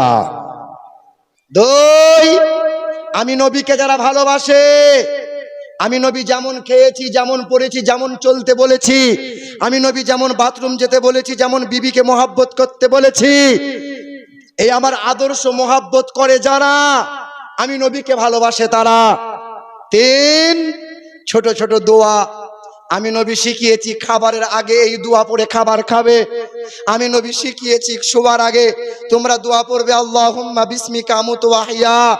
তোমরা ঘুম থেকে উঠে দোয়া পড়বে, তোমরা খাবার আগে দোয়া পড়বে, তোমরা খাবার শেষে দোয়া পড়বে, বাথরুমে যাওয়ার সময় দোয়া পড়বে, বাথরুম থেকে বাহির হওয়ার সময় দোয়া পড়বে, মসজিদে ঢোকার সময় দোয়া পড়বে। আমি নবীকে মোহাব্বত করে তারা, আমি নবীর দেওয়া দোয়াগুলো পড়ে তারা। 4 নম্বর, আমি নবীকে মোহাব্বত করে তারা, সকাল সন্ধ্যায় নবীজির মোহাব্বতে দরুদ সালাম পড়ে তারা। আমি নবীকে মোহাব্বত করে তারা, আমি নবীজির জীবনী বেশি বেশি শোনে আর বেশি বেশি পড়ে তারা। বলে সুবহানাল্লাহ। মুসলমান ভাইরা আমার, আমার বাবাজিরা, আমার সোনার টুকরো বন্ধুরা, কত মানুষের 90-80 বছর বয়স হয়ে গেল, যুবকরা শুধু মনে মনে ভাবে বুড়োরা আগে যাবে, তারপরে আমরা মরবো। আমরা বুড়ো না হয়ে মরবো না।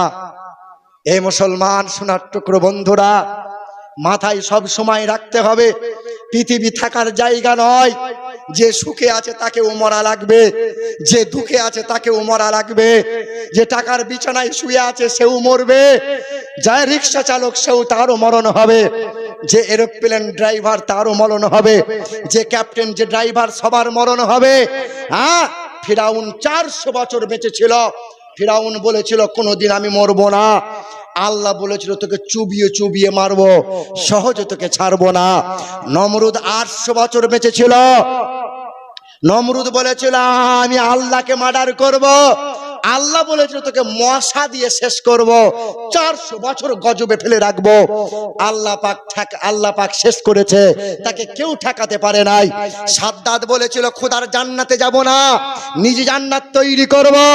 জান্নাতে যাওয়ার তার সুযোগ হয় নাই, পৃথিবী থেকে বিদায় নিতে হয়েছে। করুন বলে একটা নেমক হারাম বাদশা ছিল।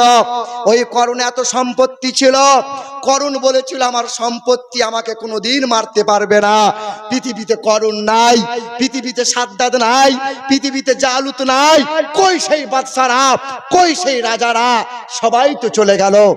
একবার কি মনে মনে হয় না তোমার গ্রামের যে টাকার অহংকারে মাটিতে পা পড়তো না, ওই যে জমিদার, ওই যে অহংকারী, ওই যে সুদখোর, ওই যে জীবনে নামাজ পড়তো না, কোরআন কোনোদিন ছুঁয়ে দেখতো না, ওই যে বাঁশতলায় কবরে শুয়ে আছে, একবার গিয়ে জিজ্ঞাসা করবেন, চাচা তুমি তো বড় জমিদার ছিলে, এখন তুমি কেমন আছো বলো। কবর থেকে ফিস ফিস করে আওয়াজ দেবে, বলবে বাবা নবীর আদর্শে নরম হয়ে আয়, তবে পাবি রেহাই।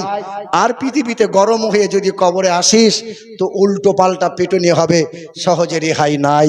এ মুসলমান সোনার টুকরো বন্ধুরা, আমাকেও যাওয়া লাগবে, তোমাকেও যাওয়া লাগবে। ওয়ালা তামুতুন্না ইল্লা ওয়া আনতুম মুসলিমুন। মুমিন মুসলমান হও, মুমিন মুসলমান হও। সর্বপ্রথমে যে কথা বলেছিলাম, আল্লাহর ইচ্ছায় পৃথিবীতে এসেছি, আল্লাহর ইচ্ছাতেই পৃথিবী থেকে যাওয়া লাগবে। পৃথিবীতে বাঁচবো যতদিন কার ইচ্ছায় চলবো, কার ইচ্ছায় চলবো? আল্লাহ এবং তার রাসূলুল্লাহর ইচ্ছা মতো। আজ বড় পীরের এই মহাব্বতে হাজির হয়েছি। কেরামতের কথা অনেক কিছু শুনেছি আমরা, কিন্তু শুধু শুনলে হবে না, শিশুকালটার দিকে লক্ষ্য করেন। সবার জানা কথা, বাপ তো হারাম খাই নাই, বাপ তো কুড়িয়ে পাওয়া খাবার তুলেছিলেন, বাপ তো আপেল তুলেছিলেন কুড়িয়ে পেয়ে, চুরি তো করেন নাই। তাকওয়া ছিল, পরহেজগার ছিল, আল্লাহর ভয় ছিল। নেককার বাপ ছিল, নেককার মা ছিল, তাই তো নেককার সন্তান আল্লাহ দান করেছে। পিরানে পীর দস্তগীর মহিউদ্দিন আব্দুল কাদের জিলানী রাদিয়াল্লাহু তাআলা আনহু, এইদিকে খাজা বাবা মঈনুদ্দিন হাসান সঞ্জারি, এইরকম জামানার ওলি আউলিয়ারা যুগে যুগে এসেছে। আহলে সুন্নাতুল জামাতের মানুষ যা, এখানকার মা বোনরা তো অনেক ভালো। কিছুদিন আগে হুগলি জেলা আরামবাগ বলে একটা জায়গা আছে, ওয়াজ মাহফিল করে যখন বসে আছে, তো এক মহিলা এসে উঁকি ঝুঁকি মারে। কারণ কি? তো মহিলা বলে, হুজুর একটা তাবিজ দেন তো, স্বামীকে বশ করব। দেখবেন এখানকার মৌলভী সাহেবদের জিজ্ঞাসা করবেন যে অহরহ এইরকম কেস, স্বামীকে বশ করা। কি গো, টাকা নাই, দুটো ডিম নিয়ে এসে বলেছে হুজুর আপনাকে তাবিজ দিতেই হবে। আর আমাদের মৌলভী সাহেবরা মত পেতে বসে আছে, শুধু আই আই, একবারও বলে না যে আমার রাসূলুল্লাহ তরিকা শিখিয়েছে, স্বামী স্ত্রী মিল নাই, আমার রাসূলুল্লাহ তরিকা শিখিয়েছে। সাহাবী নবীকে বলছেন, ইয়া রাসূলুল্লাহ আমার বিবিটা বড় কর্কশ, আমাকে সহ্য করতে পারে না। তো রাসূল বলছেন, তুমি তোমার বিবিকে ঘন ঘন সালাম দাও।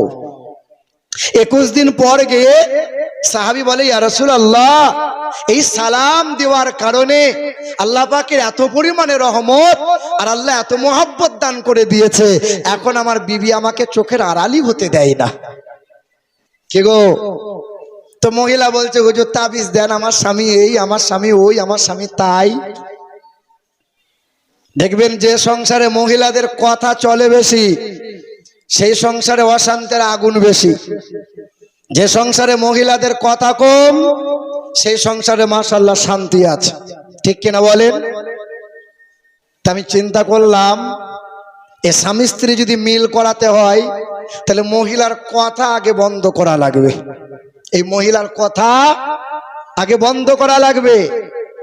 বড় পীর বিবাহ করেছে, বড় পীরের পিতা মোসা জাং রহমতুল্লাহ আলাই, হুজুর আমার বিবাহ করেছেন, মুখে কথা বলতে পারে না নাকি বুবা? আর আপনার বিবি রাত দিন আপনাকে তুই তোকারি করে, রাত দিন ভাষা খারাপ করে, তবে হিজাবও পরে, বোরখাও পরে, আবার মাঝে মাঝে তাহাজ্জুদের নামাজও পড়ে, জান্নাত পেতে চাইছে। যে মহিলা রাত দিন স্বামীর সঙ্গে দুর্ব্যবহার করে, ও তাহাজ্জুদ নামাজ পড়ে জান্নাত নাই। এই আমার মা বোনেরা খুব ভালো করে শোনেন। তা আমি খানা খাওয়ার পরে বললাম, বোন আপনি থামিয়েন, তাবিজ আপনাকে দেবো। ঘরে ক্যালেন্ডার ঝুলছিল, ক্যালেন্ডার ছিঁড়ে মোটা করে কালো সুতোই বেঁধে, তাই বললাম এই তাবিজ যেন জীবনে খুলিও না, এ সাংঘাতিক তাবিজ। আমি তো জানি কি তাবিজ দিয়েছি। তা বলছে হুজুর গলায় বাঁধবো না হাতে বাঁধবো? গলায়ও বাঁধতে হবে না, হাতেও বাঁধতে হবে না। হুজুর বালিশে দেবো, স্বামীর বালিশে? আগে দিয়েছিস লাই? বলে আগে 7 বার দিয়েছি, কাজ হচ্ছে না। এক কাজ কর, এই তাবিজ হাতে নয়, গলায় নয়, বালিশে নয়। স্বামী যখন মাঠ ঘাট হাট বাজার করে বাড়ি ফিরবে, দরজার সম্মুখে দাঁড়াইয়ে তুমি ছুটে গিয়ে বাবা এক কাজ করবে, স্বামীকে বলবে আসসালামু আলাইকুম, তুমি বলবে। দিয়ে সালাম দেওয়ার পরে এই তাবিজটা তুমি মুখে করে টিপে ধরে থাকবে, কথা বলবে না। 40 দিন পর ফোন করে বলছে হুজুর আপনি তো সাংঘাতিক পীর সাহেব। কি করে বুঝলি? বলে আপনার তাবিজে সাংঘাতিক কাজ, আমার স্বামী আর অশান্তি করে না। করবে কি করে? তো মুখ বন্ধ করে দিলাম। কথা বুঝতে পারছেন না? স্বামী যতক্ষণ থাকবে ততক্ষণ তোর মুখে তাবিজ থাকবে, তাহলে কথা বলতে পারবে না। এ বাবা, তো মহিলাদের কথা যদি বন্ধ হয়, কথা যদি সংসারে কম হয়, সেই সংসারে দেখবেন শান্তি আছে। আল্লাহর নবী বলেন ওয়াল মারআতু ইদা সাল্লাত খামসাহা ওয়া সামাত সাহরাহা ওয়া হাসানাত ফারজাহা ওয়া আতাআত যাওজাহা ফালতাদখুল মিন আইয়ি আবওয়াবিল জান্নাতি শাআত। দিন ও দুনিয়ার বাদশা বলেন যে মহিলার 4 গুণ ভালো হবে। 1 নম্বর, ওই মহিলা 5 ওয়াক্ত নামাজ পড়বে, ওই মহিলা রমজান মাসে রোজা রাখবে, ওই মহিলা স্বামীর কথা মতো মানে স্বামীর সেবা করে চলবে। 4 নম্বর, ওই মহিলা পর্দাশীলাই চলবে, বেহায়াই চলবে না, পরপুরুষের সাথে ফোনে কথা বলবে না। 4 গুণ ভালো হবে যার, দয়ার নবী আমার জানিয়ে দিয়েছেন ওই মহিলার জন্য জান্নাতের 8টা দরজা খোলা থাকবে। যে কোনো দরজা দিয়ে ওই মহিলা হাসতে হাসতে জান্নাতে যাবে। জোরে বলতে পারলেন না? মহিলাদের কথা বলছি বলে বললেন না? বলেন, ভাবিয়েন না মহিলাদের দাম কম। বাংলার মাটিতে মহিলাদের দাম এখন মমতা সরকার ভালোই দিয়েছে। কন্যাশ্রী পাচ্ছে কারা? মহিলারা। রূপশ্রী পাচ্ছে কারা? মহিলারা। লক্ষ্মীর ভান্ডার পাচ্ছে কারা? মহিলারা। মমতা ভেবে নিয়েছে পুরুষ মানুষ আমাকে ভোট দিক আর না দিক, মহিলারা একজনও ফাঁকি দেবে না। আর মহিলারা যদি আমাকে ভোট দেয়, গদি থেকে কেউ নামাতে। হে বাবাজিরা, ভাইরা আমার, পুরুষের চাইতে দাম মহিলাদের আল্লাহ দিয়েছেন বেশি।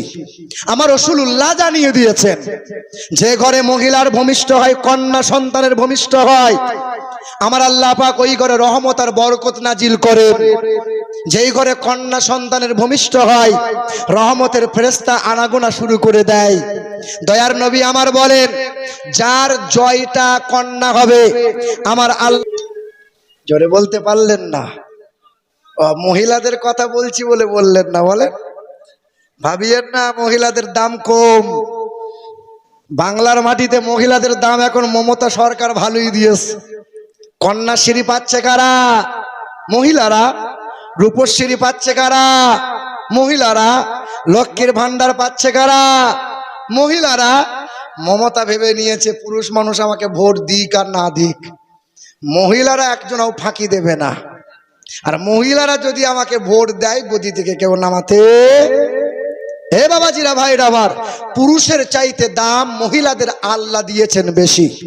আমার রাসূলুল্লাহ জানিয়ে দিয়েছেন যে ঘরে মহিলার ভূমিষ্ঠ হয়, কন্যা সন্তানের ভূমিষ্ঠ হয়, আমার আল্লাহ পাক ওই ঘরে রহমত আর বরকত নাজিল করেন। যেই ঘরে কন্যা সন্তানের ভূমিষ্ঠ হয়, রহমতের ফেরেশতা আনাগোনা শুরু করে দেয়। দয়ার নবী আমার বলেন যার জয়টা কন্যা হবে, আমার আল্লাহ পাক আল্লাহ তারে 3টা জান্নাত দান করে দেবেন। জোরে বলো। এই বহরমপুরে ওয়াজ করছিলাম, লালবাগ এলাকায়। তো এক মুরব্বী হাত তুলে বলছে আমার 12টা ছেলে, কচু পাবে, কিচ্ছু পাবে না, কিন্তু একটাও যদি কন্যা থাকে, নবী বলেছেন সেই কন্যাকে কোরআন ও হাদিসের তালিম দাও, পর্দাশীলা বানাও, আর নেককার ছেলের হাতে বিবাহ দাও। নেককার, সুদখোর নয়, দাঁড়িয়ে দাঁড়িয়ে পেশাব করে এই রকম ব্যক্তির সঙ্গে নয়, 2 নম্বরই কারবার করে এই রকম নয়। আচ্ছা বলেন তো বাবা, আপনারা আলেম ওলামাদের ভালোবাসেন কি বাসেন না? বাসেন না আপনারা? বাসেন কি বাসেন না বলেন না? আলেম ওলামাদের যখন ভালোবাসেন তখন আপনার কন্যার বিবাহে দেওয়ার সময় তখন মৌলবি দেখে দেন না কেন?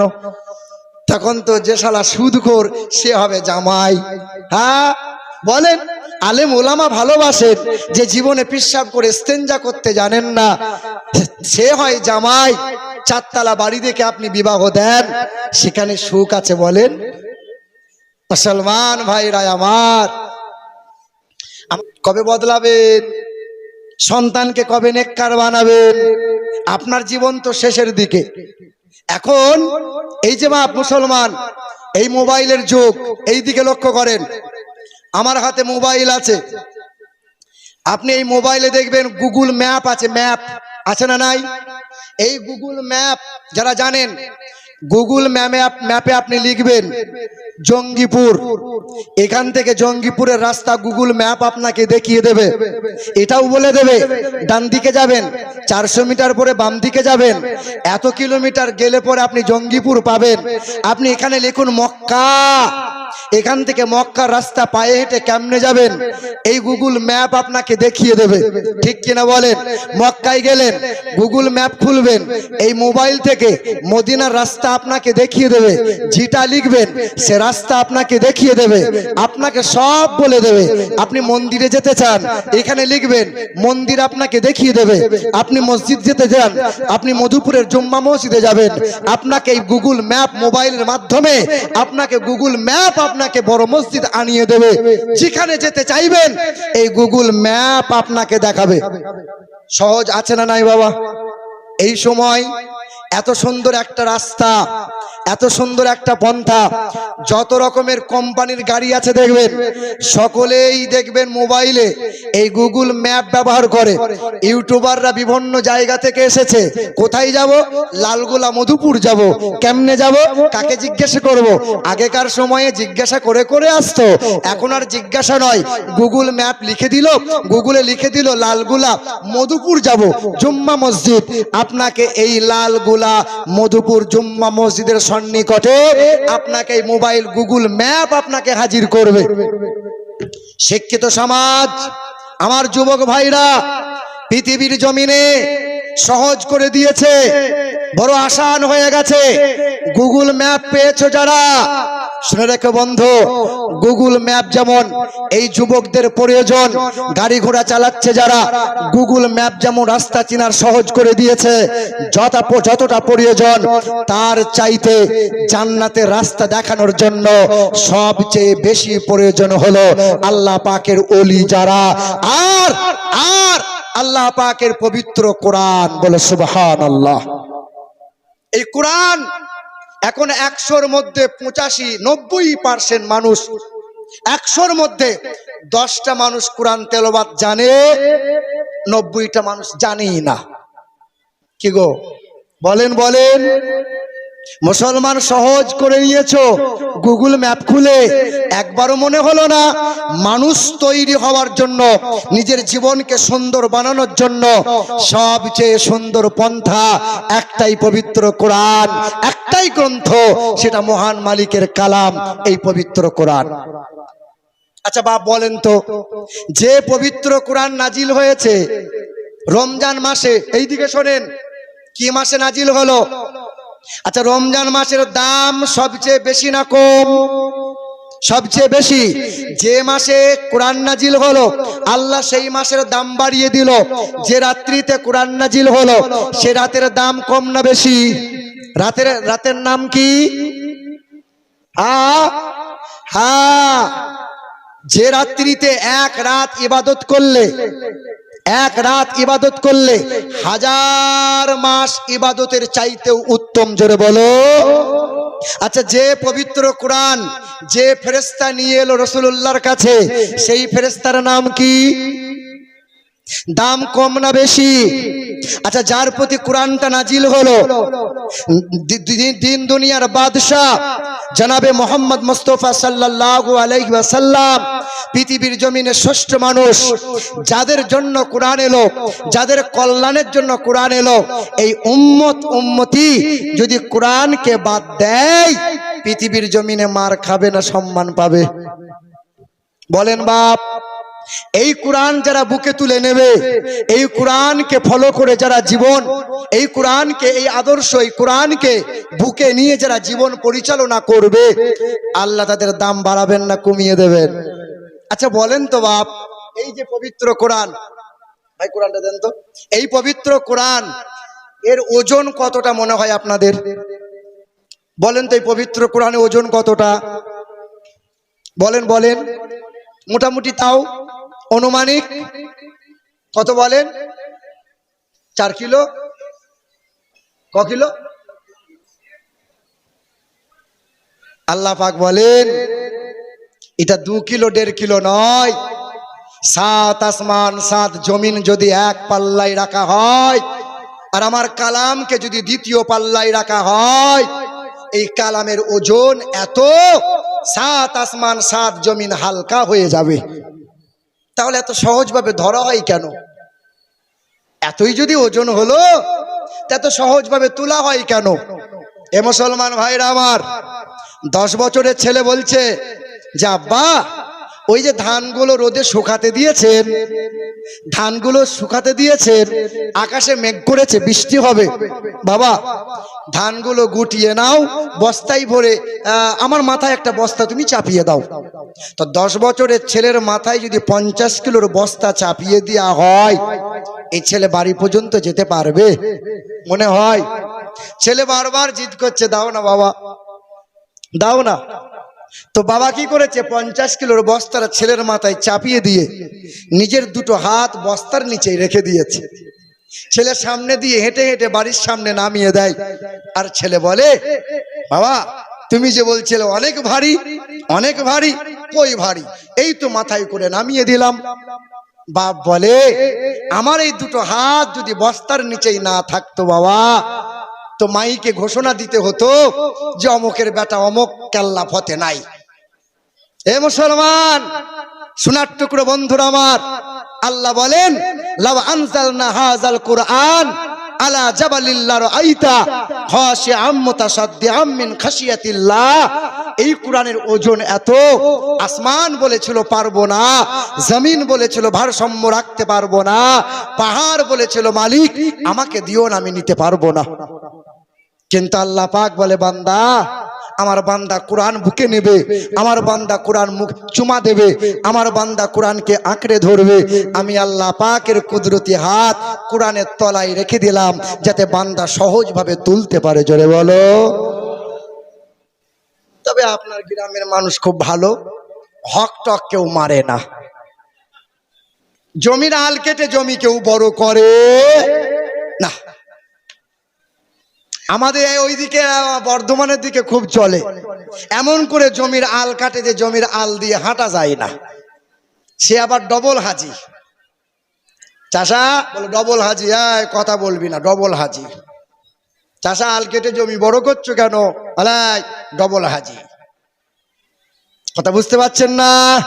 হ্যাঁ মুসলমান ভাইরা আমার, কত অহরহ মানুষ তাহাজ্জুদের নামাজ পড়ে, কত মানুষ আছে তসবিহ করে।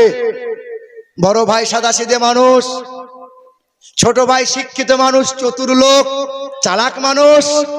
তাই আব্বাকে ডাক্তারখানা যাওয়ার নাম করে রেজিস্ট্রি অফিসে গেছে, দিয়ে বড় ভাইয়ের সব সম্পত্তিগুলো লিখলো, লিখে নেওয়ার পরে ডবল হাজি হয়ে বাড়ি ফিরে এলো। হাতে একটা লম্বা 4 হাতের তসবিহ আর একটা সস্তায় জুব্বা কিনে নিয়ে এসছে আরব থেকে। আর রাস্তায় হাঁটে আর তসবিহ টানে, রাস্তায় হাঁটে আর তসবিহ টানে। সবাই বলে ফেরেশতা চলছে, ফেরেশতা। আল্লাহর ফেরেশতারা বলছে, তুই একবার আয়, তোকে আছিলা করে ছিলবো, তুই শুধু আয় একবার। কি বলছেন? বাপ মারা গেছে, 3 ভাই মিলে সব জমি সম্পত্তি ভাগ বন্টন করে। আপন 2 বোন এসে বলেছে, ভাই আমাদের সম্পত্তি কই? তখন বড় ভাই বলছে, তুই আবার কিসের সম্পত্তি নিবি রে? আমার বাড়িতে বেড়াতে আসবি না তো ছেলেরা আমার ঘরে এসে খাবে না, মানে ওর সম্পত্তিটা ভাইকে দিয়ে দিতে হবে, তাই ওর ভাই তার ছেলেরা এসে বোন এসে 2 মুঠো খেতে পাবে। এটা ইসলাম তোমাকে শিখিয়েছে, এটা আল্লাহর ওলিরা শিখিয়েছে তোমাকে। ভাইয়ের হক মেরো না বন্ধু। পৃথিবীর জমিনে 2 গুণা কখনো মাপ হয় না। 1 হক মেরে খাচ্ছে যারা, দুই যারা গীবত করছে, গীবত পরনিন্দা। পরনিন্দা বোঝেন? মসজিদ থেকে বেরিয়ে টুপি খুলতে না খুলতে ইমাম সাহেবের নিন্দা, অমকের নিন্দা, এই অমক করছে তাই শেষ তাই করছে। কিছু কিছু মানুষ দেখবেন আছে ইমামের পিছনে নামাজ পড়ে, আবার চায়ের দোকানে বসে বসে বলে আমাদের ইমামটা হুজুর লয় রে, খেজুর হুজুর লয়। আমি আপনার গ্রামে এলাম, মসজিদে বসে আছি, ওয়াজ শেষ হবে বাড়ি চলে যাব। সকালবেলা এক মুরব্বী চাচা বলল আমিরুল ইসলাম বক্তা ভালো, কিন্তু একটা গুণ খুব খারাপ রে। বলে কি হয়েছে? বলে আমাদের মসজিদে যে দেওয়াল ঘড়িটা ছিল না, ও মাল ব্যাগে ভরে নিয়ে পালিয়ে গেছে। আপনি চায়ের দোকানে 20টা মানুষের সামনে বললেন এই যে মুরব্বী বাপ, আপনি বলে দিলেন, আপনি বলে দিলেন। 20টা মানুষ শোনার পরে মজা নেবার জন্য 100 মানুষকে শোনাইলো। 100 মানুষের কানাকানি হতে হতে 1000 মানুষ শুনলো যে হ্যাঁ। 3 দিন পরে মুরব্বী বলছে ছি ছি ভুল হয়ে গেল গো, ওই যে দেওয়াল ঘড়িটা দক্ষিণে ছিল, ওই তো উত্তর দিকে, ওই তো না না, আমিরুল ইসলাম তো এরকম করে নাই। এবার আপনি বলেন 1000 মানুষের কানে যে নিন্দাটা আপনি পৌঁছে দিয়েছেন, বলেন আপনি কি করে ফেরাবেন? আপনার ইবাদত যে ধ্বংস, আপনার নেক আমল যে যার নামে নিন্দা করেছেন তাকে দিয়ে যে বদলা নেওয়া হবে। কথা বুঝতে পারলেন না বুঝি?